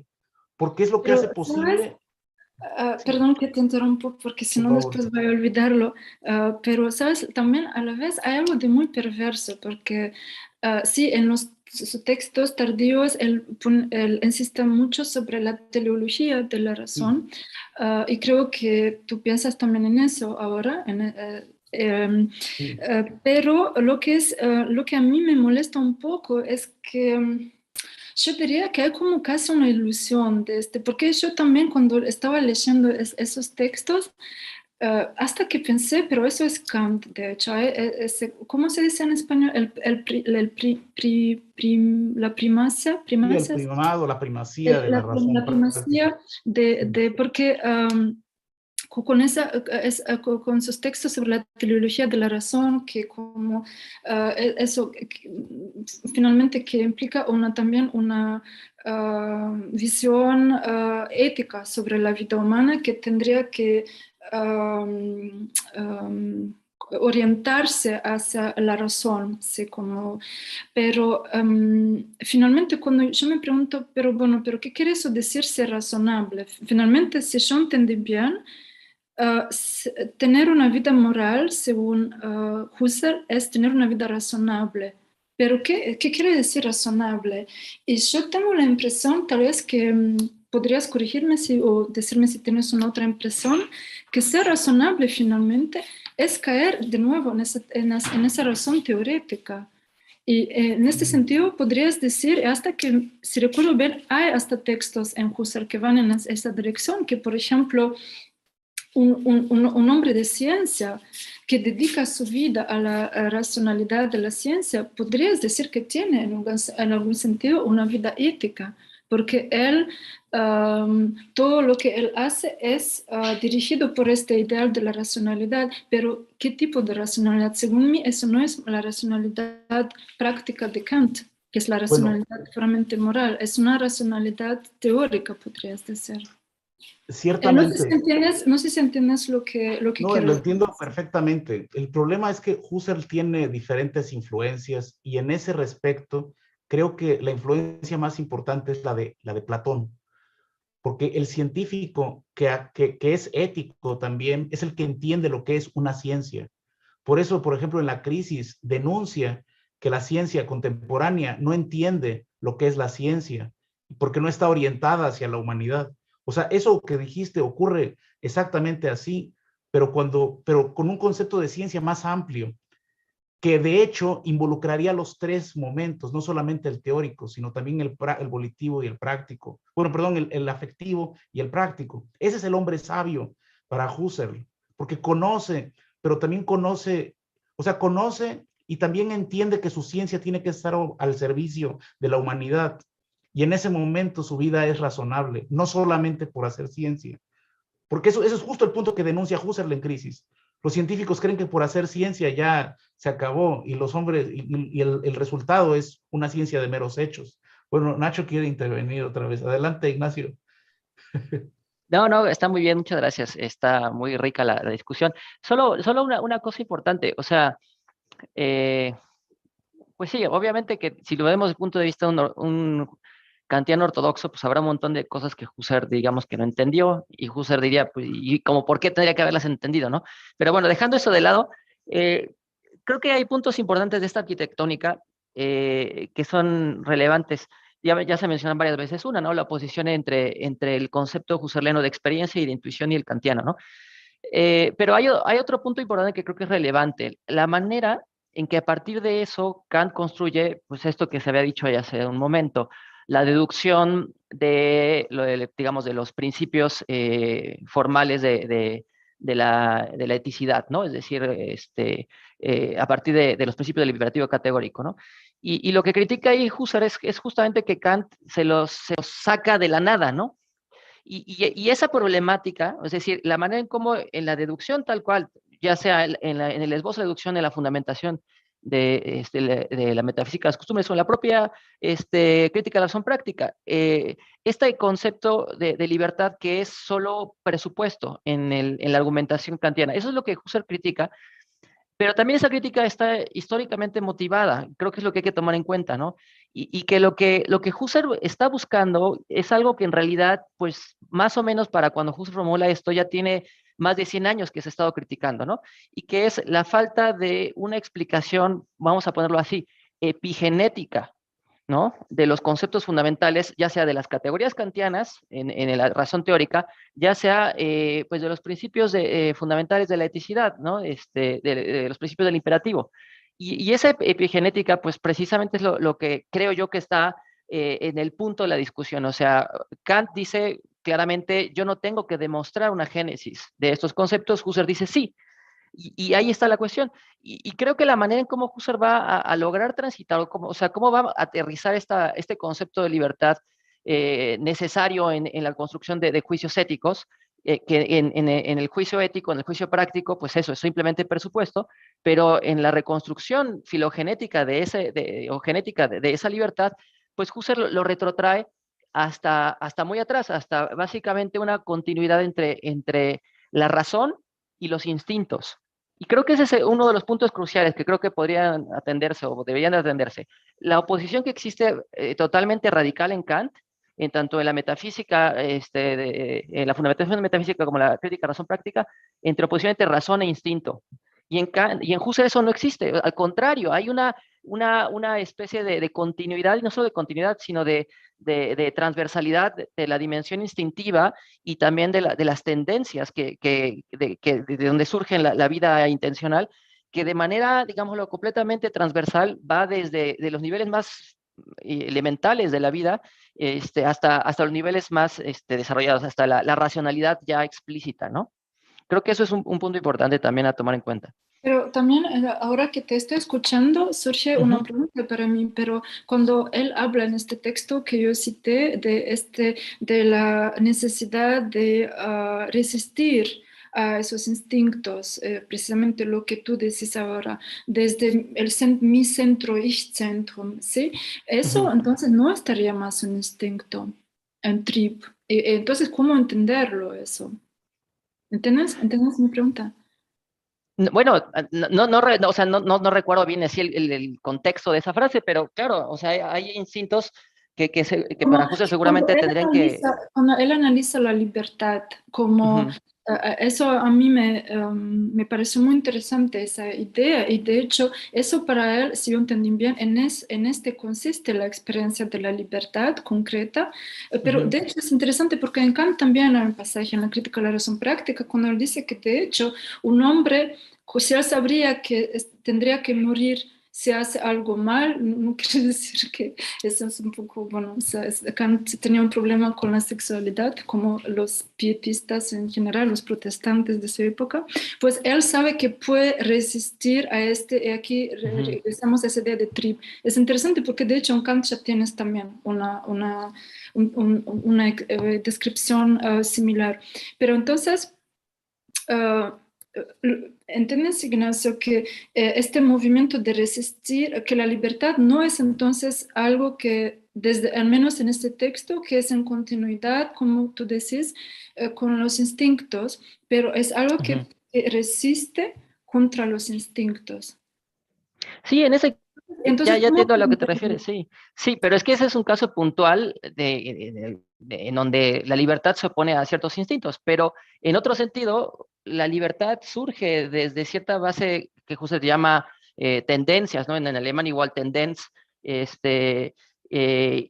ciertas, incluso los dice así, fuerzas instintivas, o sea, Husserl en esta reconstrucción teleológica de toda la vida, o de la totalidad de la vida, pues intenta mostrar cómo estas fuentes primarias, que incluso están arraigadas en nuestra corporalidad, son profundamente eso, instintivas y tendenciales. Y incluso ahí nos habla de tendencias racionales, o sea, de la racionalidad misma surge como una tendencia y como una fuerza instintiva previamente a que ella misma sea ya una forma volitivamente consciente o de un yo puedo que conscientemente decide y hace, ¿no? Sino que más bien está motivada mucho más atrás. Y eso creo que es un punto totalmente, digamos, opuesto a Kant, en ese sentido de las oposiciones irreductibles entre Kant y Husserl. Una de esas es esa, es decir, la búsqueda de estas fuentes de la racionalidad, pero también de la libertad, en Husserl se retrotraen a los instintos, cosa que en Kant hay una barrera completa en respecto a eso, ¿no? Porque Kant tiene una comprensión pues, totalmente naturalista de los instintos. Sí, de los sentimientos también, podría Claro, decir. sí. Bueno, el caso del sentimiento del respeto hacia la ley moral es un poco, él llama eso un sentimiento puro, como, bueno, no es muy Sí. claro cómo entenderlo, pero eso es una necesidad subjetiva para la moralidad, porque de hecho un ser totalmente racional, perdón, un ser totalmente racional no necesitaría, de hecho, este sentimiento de respeto para la ley moral, según Claro. es algo muy antropológico. Claro, pero eso es, en las lecciones tardías de ética, eso es pues uno de los puntos precisamente criticados por Husserl, que dice, a pesar del enorme formalismo kantiano, él tiene que aceptar una base afectiva, ¿no? Y ese es el respeto, ¿no? Pero creo que sobre eso sabe mucho más Nacho Kepons que yo. Bueno, yo quería preguntar esto, ahora que están discutiendo este tema del instinto en Kant y Husserl, yo quisiera saber qué piensa Verónica de un tema que hemos estado discutiendo en la clase, de hecho, y tiene que ver con la arquitectónica también del sistema y el rechazo de Kant del tema de los sentimientos y en este caso de los instintos, es que los sentimientos responden a la naturaleza causalmente ordenada. Y esto es muy importante porque, a ver, ¿cómo lo explico? Para Kant, la libertad tiene que ver con introducir una causa que no está en la naturaleza, iniciar la serie causal. La acción libre inicia una serie causal, no está motivada por una causa anterior y una causa anterior. El problema con los instintos es que justo nuestras acciones no son motivadas por el yo, sino, y esto lo comparte Husserl, de hecho, sino que de alguna forma hay algo antes del yo que afecta, y vamos a decirlo en el lenguaje de Kant, una causa anterior a la acción, de tal forma que no es una acción, la acción instintiva, sino que es justo el resultado de algo motivado, ¿sí? Y esa motivación, esta es mi pregunta, las causas, la causa, el esquema temporal en Kant de la causa es la sucesión. O sea, existe una relación fundamental entre el tiempo objetivo, es decir, o sea, la representación del tiempo, voy a decirlo en el lenguaje de Kant, el esquema del tiempo y la organización de las categorías del entendimiento, que tiene por resultado cómo se presentan los objetos de la representación fenoménica en la experiencia. De tal forma que el tiempo solo tiene esa estructura en las categorías de la relación, que es permanencia, sucesión y simultaneidad. Y con lo que respecta a la causalidad es la sucesión. La libertad rompe con la sucesión del tiempo e instituye un momento de inicio, o sea, instituye una hora, en este momento comienza. Instituye un tiempo que no es el tiempo de la sucesión. Esto es muy interesante, está presente en la crítica de la razón práctica, por ejemplo, cuando Kant habla del arrepentimiento. Cuando me arrepiento por algo que hice, el momento en el que hice algo malo no es el momento inmediatamente anterior en la sucesión temporal, sino que desde el presente me conecta con un pasado remoto, un pasado que está muy atrás, y siento culpa por algo de lo cual yo fui la causa que originó una serie de acontecimientos. De tal forma que justo uno de los problemas, y esto es muy difícil en Husserl no tematiza este tema, habla un poco de ello en manuscritos muy tardíos sobre ética, pero yo quiero saber qué piensa Verónica de esto en Kant sobre todo. Yo creo que hay un tiempo, o sea, Kant sugiere una forma de temporalidad que es muy importante en la ética, o sea, el tiempo de las decisiones morales no es el tiempo, o sea, justo está en contra del tiempo de la naturaleza. Y eso insiste en la dimensión en esta, digamos, división entre la razón y la naturaleza. La razón, como ella se determina a sí misma, instituye una temporalidad, un momento del tiempo, empieza ahora, que no corresponde al orden causal de la naturaleza. De tal forma que, y ese es el tiempo de la moralidad, es decir, la vida moral tiene un tiempo. Y lo que es interesante es que esto estaba presente, y eso lo conoce más mi tocayo Ignacio, en los antiguos, o sea, el tiempo oportuno, que no es el tiempo cronológico, sino el tiempo, le llama kairos Aristóteles, por ejemplo, el tiempo oportuno, el tiempo de la deliberación, de tomarse el tiempo para la acción. Entonces, la acción tiene un tiempo. Eso es claro en Aristóteles. Yo creo que Kant, de alguna forma, se lo está llevando a la crítica y está enfatizando la importancia de dos nociones del tiempo, el tiempo de la acción humana y que va a ser después el tiempo de la historia y el tiempo de la naturaleza, precisamente insistiendo en ese punto. Y aquí Husserl va a tener más problemas para justificarlo. Yo pienso que Husserl va a tener más problemas para justificar esa teleología de la razón genéticamente organizada. Kant dice que él no tiene que demostrar la epigénesis de la razón, porque la razón no tiene su origen en la naturaleza. Punto. No tiene su origen en la naturaleza. Si tuviera su origen en la naturaleza, entonces no ocurriría esta dimensión no habría acciones, en pocas palabras. O sea, la razón tiene una primacía sobre la razón práctica tiene una primacía sobre la razón teórica, y eso da por consecuencia una centralidad de la acción humana sobre cualquier evento físico de la naturaleza, para Kant. O sea, el hombre está en el centro de la creación, en pocas palabras. Bueno, quiero saber qué piensa Verónica sobre esto. Sí, gracias Ignacio. Bueno, tengo que pensarlo mejor, la verdad. Ahora no puedo decirte así de repente si estoy de acuerdo o no con tu interpretación.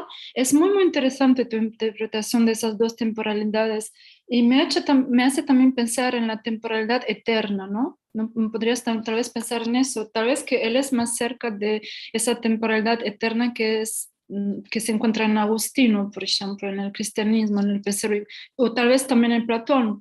No sé si se puede también ver, tal vez que el cristianismo retomó eso de Platón, del aion, del eterno.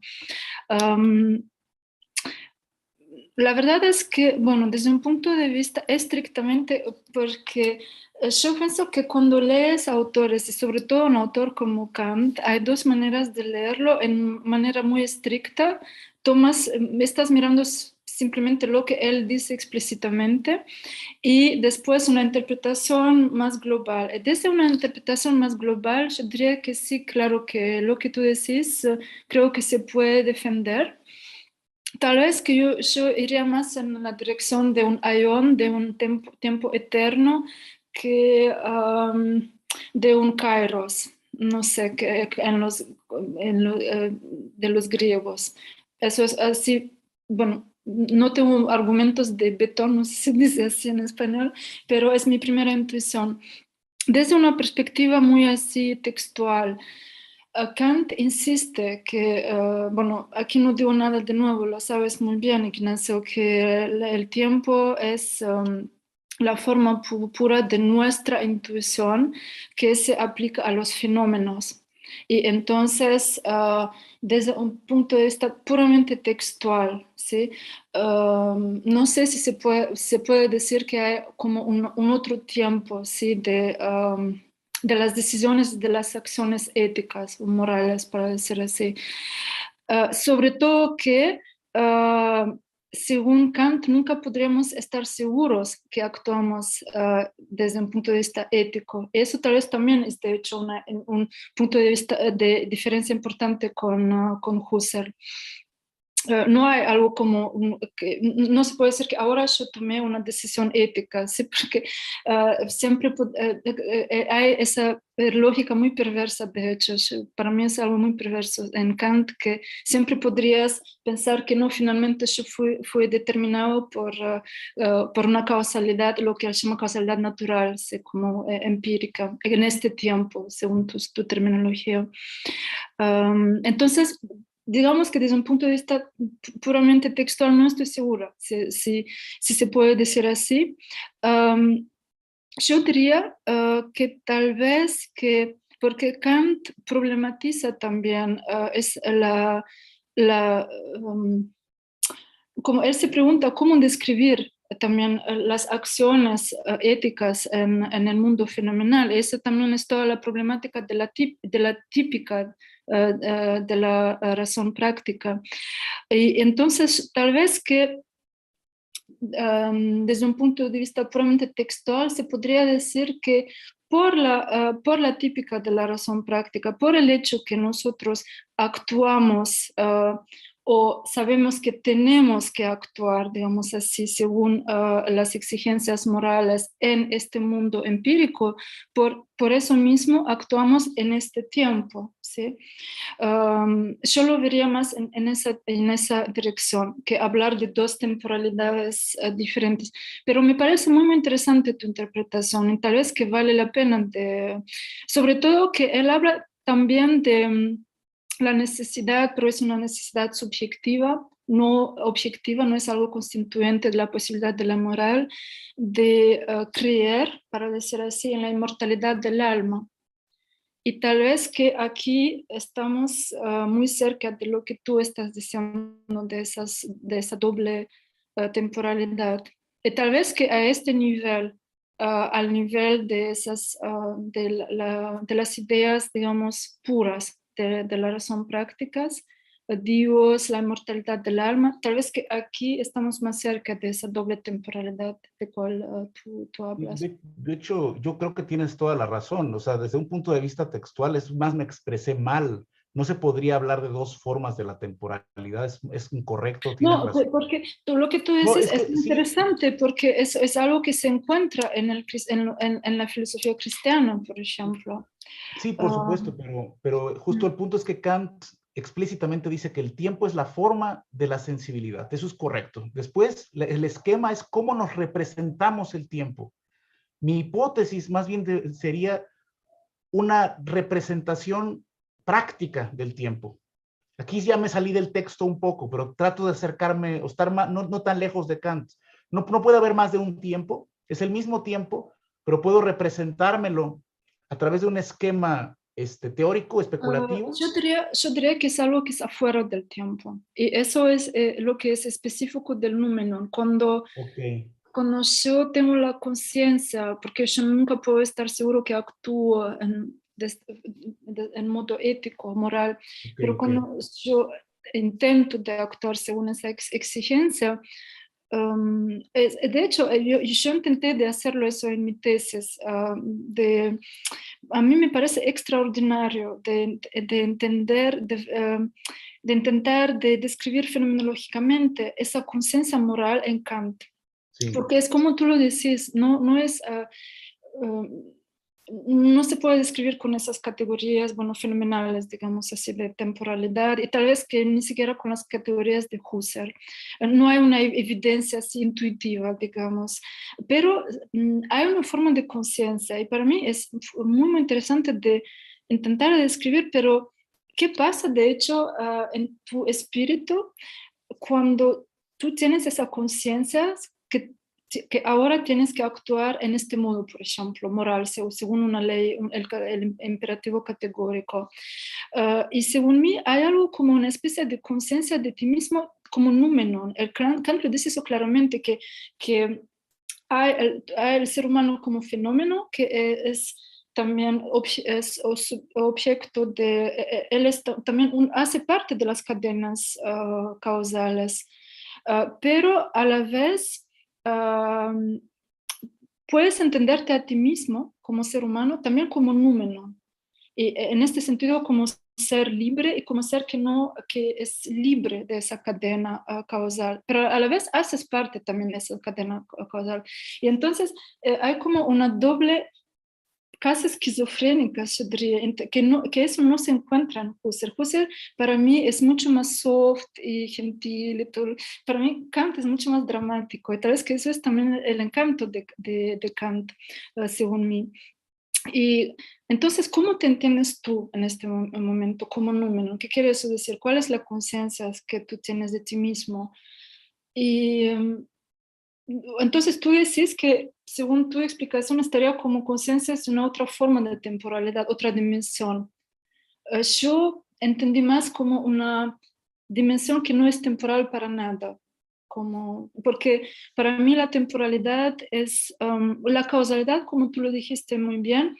El esquema de la causalidad es temporal, causalidad empírica, por supuesto, no la causalidad libre de la razón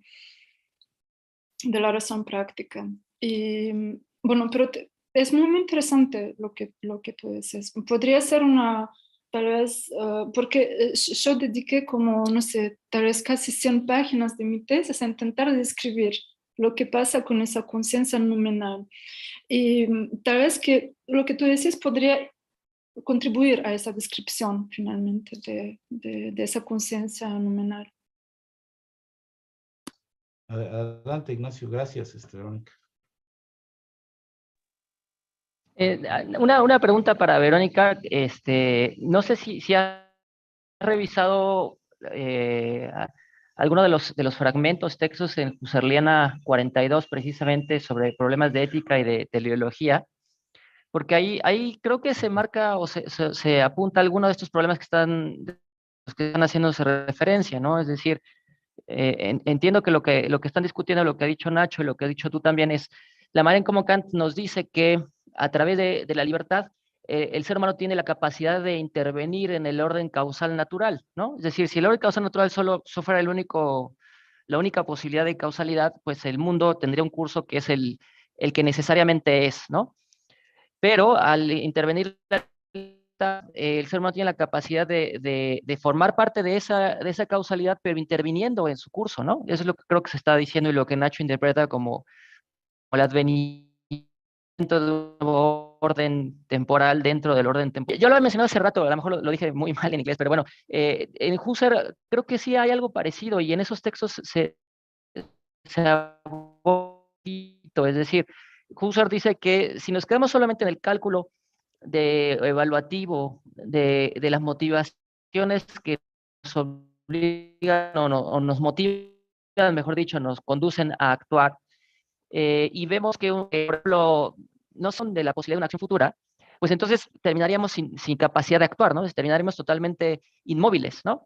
Y algo parecido menciona Kant en la fundamentación de la metafísica de las costumbres, en donde nos dice, bueno, es que incluso en un mundo donde todos fueran malos, por decirlo así, podría darse la posibilidad de que una persona aún así actuara bien. Es decir, en un mundo en donde, husserlianamente dicho, el horizonte de todas las posibilidades implicara siempre tomar como referencia acciones que nos conducen al mal, de todas maneras, la posibilidad del bien existiría en la medida en que vendría, por decirlo así, de afuera de este mundo, ¿no? Y en Husserl pasa algo semejante, dice, bueno, si solo nos quedamos con el cálculo evaluativo, axiológico evaluativo de las motivaciones que tenemos en la experiencia, pues podría darse la situación en la cual la inacción sería la única posibilidad. Y sin embargo, el ser humano tiene que trascender esa situación a partir de un orden de valores y del bien, si se quiere decirlo así, que trasciende a la experiencia, ¿no? Y es cuando ahí habla, pues, también en el Kaiso, como lo mencionas en los artículos, del amor, ¿no? De un amor como el advenimiento de un absoluto que puede estar motivado en la experiencia, que surge inclusive de fuerzas instintivas, y sin embargo es algo que trasciende justamente todo esto, ¿no? Entonces, no sé si has tocado ese tema o si has visto esos textos de Husserliana 42. Sí, gracias, Ignacio. No, la verdad es que yo sí, entiendo un poco lo que quieres decir, a qué textos te refieres, porque yo consideré la Husserliana 42 cuando escribí sobre la idea de Dios, porque eso es uno de los manuscritos de Husserl donde él habla lo más del tema de Dios y de la religión, porque dedico también una parte de mi tesis a esa pregunta, pero recuerdo que tiene una visión muy teleológica en este manuscrito de Husserliana 42, y eso va en tu sentido. Pero gracias por este comentario, porque es verdad que no lo consideré desde el punto de vista ético, como más desde el punto de vista de la idea de Dios y de la religión. Aunque, por supuesto, son cosas que son muy relacionadas en Husserl. Pero me parece muy interesante lo que tú decís, porque si entiendo bien, según ti, en Husserl hay esa idea que hay algo en esos instintos, en ese trip, que es capaz de autotranscenderse, ¿sí? Si te entendí bien. Como Sí, no sí, hay claro. esa separación radical de dos órdenes diferentes como en Kant, sino a una autotranscendencia de los instintos, y eso explicaría esa continuidad de cual tú hablaste antes entre los instintos y la razón.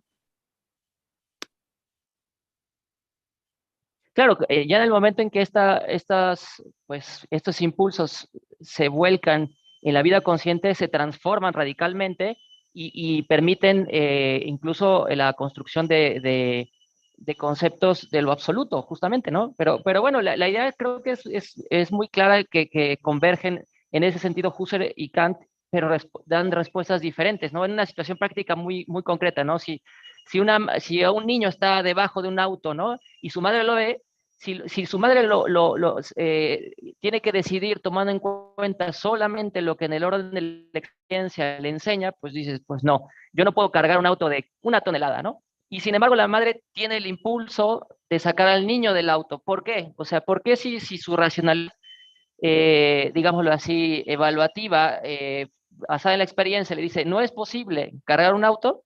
¿Por qué, sin embargo, lo hace, no? Sería un poquito la idea de eso, ¿no? Y bueno, precisamente porque hay algo que Husserl diría, porque el valor absoluto de la vida del niño la impulsa precisamente a decir, pues aunque el orden causal que yo aprendí de la experiencia me dice que esto no es posible, hay que desear lo imposible. Ese es el punto. ¿Cómo en Husserl se justifica la idea del deseo y la voluntad con respecto a lo imposible? ¿Y cómo lo justifica Kant? Creo que ese sería un punto de convergencia y de respuestas distintas, pero que intentan hablar de lo mismo. Pero ¿por qué dices que es algo que estaría divergente? Porque yo lo veo más como convergente, al contrario, porque como se trata en Husserl como de estar en el plan de lo que es imposible, ¿sí? Lo que es imposible deviene posible, para decir así, lo que es imposible desde el plan de vista, desde el punto de vista de la causalidad natural, ¿sí? Pero no estaría lo mismo en Kant, entonces. Que me hace... No, en Kant creo que, o sea, la conclusión es la misma. Porque, la conclusión es la misma, solo que la justificación creo que hay diferencias, sí.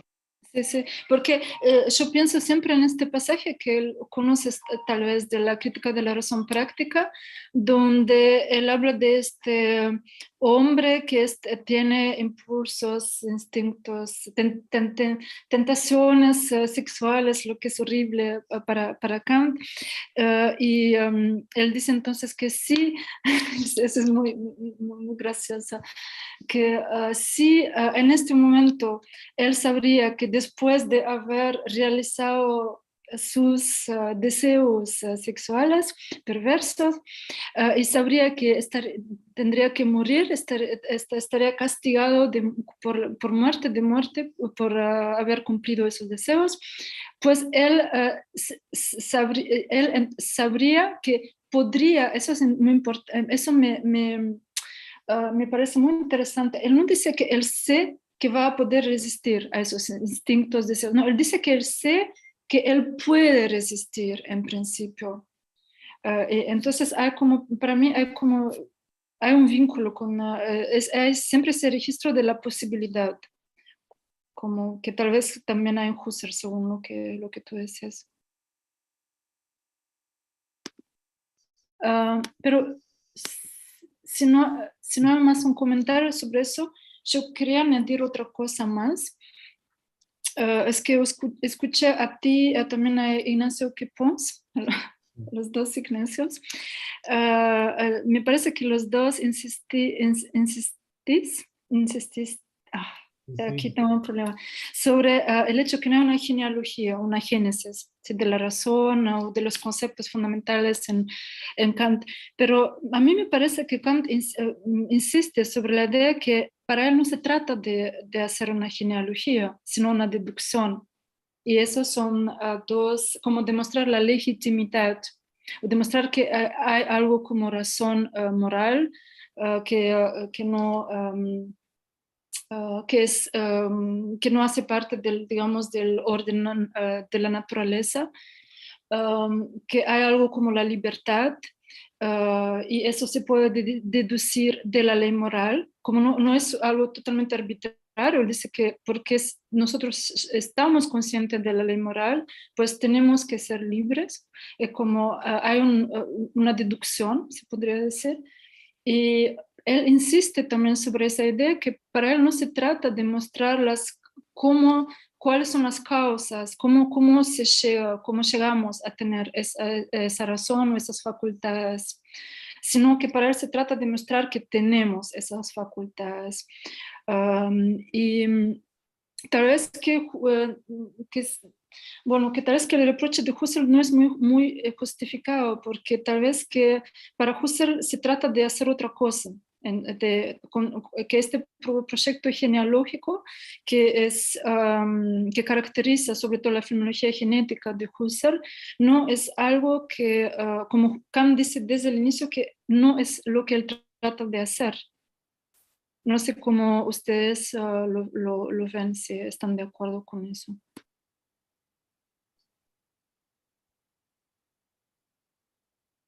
Adelante, Ignacio. Sí. Bueno, rapidísimo. No, estoy de acuerdo contigo. O sea, obviamente, a ver, no sé si se entiende la expresión, no sé cómo se puede decir en otro idioma. No se le puede pedir peras al olmo, es decir, no se le puede pedir a Kant algo que él mismo no está pensando que sea necesario.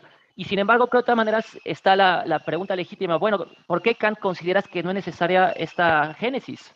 O sea, es claro que Kant rechaza la idea de esta génesis y que génesis no significa deducción. En eso estamos de acuerdo. Y sin embargo, al menos que yo recuerde, por lo menos ya eh, pues desde las críticas idealistas, de Reinhold, Schelling, bueno, todos ellos, pero sobre todo, quizás aquí como referencia de conexión con Husserl muy directa, es Herbart el que hace esa crítica específica, es el primero que la hace en su psicología a la falta de no una deducción, sino de una explicación genética de las facultades y finalmente, pues, de las categorías y de todo esto. Y de ahí, pues, hay toda una larga tradición que hacen esta crítica, ¿no? Entonces, creo que las diferencias, pues, como tú dices, son muy claras, ¿no? Entre una cosa y otra, y sin embargo, creo que aún así, pues, la pregunta es muy legítima de por qué Kant no se propone esto, por qué desde Herbart hacia los neocantianos también, o sea, esas mismas preguntas se las plantea Dilthey, se las plantean los psicofísicos, se la plantea finalmente Husserl, ¿no? Entonces, ¿por qué en un caso sí y por qué en un caso no? Eso es un punto importante. Sí, entiendo lo que quieres decir, pero tal vez que es porque ellos consideran que finalmente esa deducción no es bastante justificada, que hay algo arbitrario en esa deducción. Es como esa crítica famosa de las categorías, de las 12 categorías, como del entendimiento, cómo Kant llega finalmente a esas categorías. Hay algo también arbitrario en eso. Puede ser que eso sea el problema real en Kant. Sí. Y claro, que en ese sentido la teoría kantiana, la filosofía trascendental kantiana no es suficientemente explicativa, ¿no? O sea, en el caso de Herbart surgen las preguntas en relación a la infancia, ¿no? Es decir, que el sujeto racional kantiano se presupone ya como un sujeto adulto que tiene estas facultades, pero ¿qué pasa con un niño? ¿Y cómo pasamos del niño al adulto? Entonces, es una objeción fáctica, sí, pero de hecho el hecho es que somos primero niños y después somos adultos. ¿Cómo explicas eso desde Kant? Eso creo es las cuestiones, ¿no? Bueno, en ese caso, en el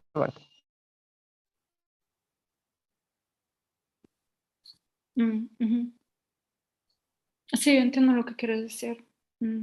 Kant es perfecto, no hay contradicciones con la deducción, obviamente. Es No, psicologismo puro. sí, Herbart hay es tal vez psicologismo. cosas arbitrarias. Sí, por ejemplo, esas 12 categorías para mí es muy arbitrario. Él lo toma de Aristóteles, de hecho. Yo Pero las pienso. deduce del juicio. Son las formas posibles No, del juicio. pero es este juicio de dónde lo toma, esas formas del Igual que juicio. Aristóteles, de que así juzgamos. O sea, la facultad del juicio no se aprende. La Urteilskraft no se aprende. O sea, Yo no pienso es que arbitrario. para responder a la pregunta de Ignacio Rojas, yo pienso que Kant diría que tenemos, ahora de hecho es una respuesta casi de Chomsky con el lenguaje, pero Chomsky fue también influenciado por esas ideas que tenemos algunas estructuras, categorías a priori, pero que necesitan de estar, ¿cómo decir?, despertadas por la experiencia y podrías decir también por la educación, ¿no? Ujú. Como Pues sí, sí. que Pues, solo con esas categorías puras no podemos todavía tener un conocimiento o tampoco un juicio moral, se podría decir. No sé, tal vez que eso para defender, intentar al menos de defender a Kant. Sí. Pero sí, es una pregunta interesante. Tal vez que hay también un miedo de la parte de Kant de que hay una mala interpretación de si, por ejemplo, él intentaría demostrar cómo aprendemos algunos conceptos por nuestra educación en la infancia, tal vez que eso se podría entender como un proyecto empírico. Y es Exacto. precisamente lo que él no quiere hacer. Y tal vez que por eso que él insiste siempre que yo no tengo este proyecto de genealogía. Puede ser que sea esa también la razón. Sí, Como para totalmente. diferenciarse de esos proyectos empíricos de Locke, Hume. Todo eso es psicologismo. Él mismo explícitamente lo denuncia así. Entonces, a partir de Herbart, lo que empezó es que intentaron convertir a Kant en una especie de psicologismo y empezaron a hacer preguntas que se alejan de la arquitectónica kantiana. Pero bueno, ni modo, Husserl incluido. Sí, Ese lo es que el pasa es problema. lo que es Desde un punto de vista interesante, kantiano Claro, estricto, es un pero lo que es psicologismo. interesante es que Husserl critica siempre el psicologismo de Kant, pero a mí no me parece para nada que es psicologismo, de hecho. Claro que no. Tal vez que sí, que hay algunas cosas arbitrarias, que no es bastante bien justificado, pero decir que es psicologismo, no sé, a mí siempre me costó entender, de hecho, esa crítica de Husserl. No sé, tal vez que ustedes la entienden mejor, pero a mí siempre me parece muy justa esa crítica de la parte de Husserl. Pienso que estaba pensando más sí. en los Pero a lo neokantianos. mejor no psicologismo. Ajá. A lo mejor no psicologismo como tal, algunas cosas tal vez habría que revisar puntualmente una por una, pero sí creo que hay un cierto antropologismo en Kant. O sea, sujeto trascendental necesaria y únicamente significa ser humano en Kant. Y en Husserl al menos está abierta la cuestión a que en un cierto sentido sí, pero en otro no. Eso es un punto a favor de Husserl, ¿no? Frente a Kant. Y finalmente creo que el tema está en que si queremos trabajar sobre un suelo seguro, pues claro, haces como en Kant, opones radicalmente lo trascendental a lo empírico y entonces pues te aseguras de no caer en este tipo de errores, ¿no? Pero creo que el tema es que todos estos autores del siglo XIX que finalmente después son criticados por psicologistas, pues en realidad lo que quieren es arriesgarse a tratar de estos dos universos, tratar de acercarlos más. Y claro, algunos se equivocan, pero en otros casos, pues surge Husserl, ¿no? Muy bien. Bueno, no sé qué hora es. ¿Dónde estás en París? Estoy en Bélgica ahora, Ahora son estás las en Bélgica. Ya es tarde 7:30. en Bélgica. Entonces, bueno, pues muchas gracias, Verónica, por la conferencia y bueno, gracias a los que nos acompañaron en las redes y bueno, los que están aquí en la sala. Y bueno, pues nada, muchísimas gracias por la charla. Fue una cosa extraordinaria. Y pues estamos al pendiente de otras. Va a haber una última charla a fin de mes. Vamos a definir todavía la fecha. Puede ser que la modifiquemos. Originalmente estaba pensada para la próxima semana, pero vamos a hacerla para la siguiente semana con la doctora Celia Cabrera de Buenos Aires, que va a hablar acerca también del tema de la ética en Kant y Husserl. Es un poco, vamos a ahora ver la perspectiva todavía más husserliana, porque Verónica tiene un pie en Kant y un pie en Husserl y Celia es husserliana pura. Entonces, vamos a ver qué nos comenta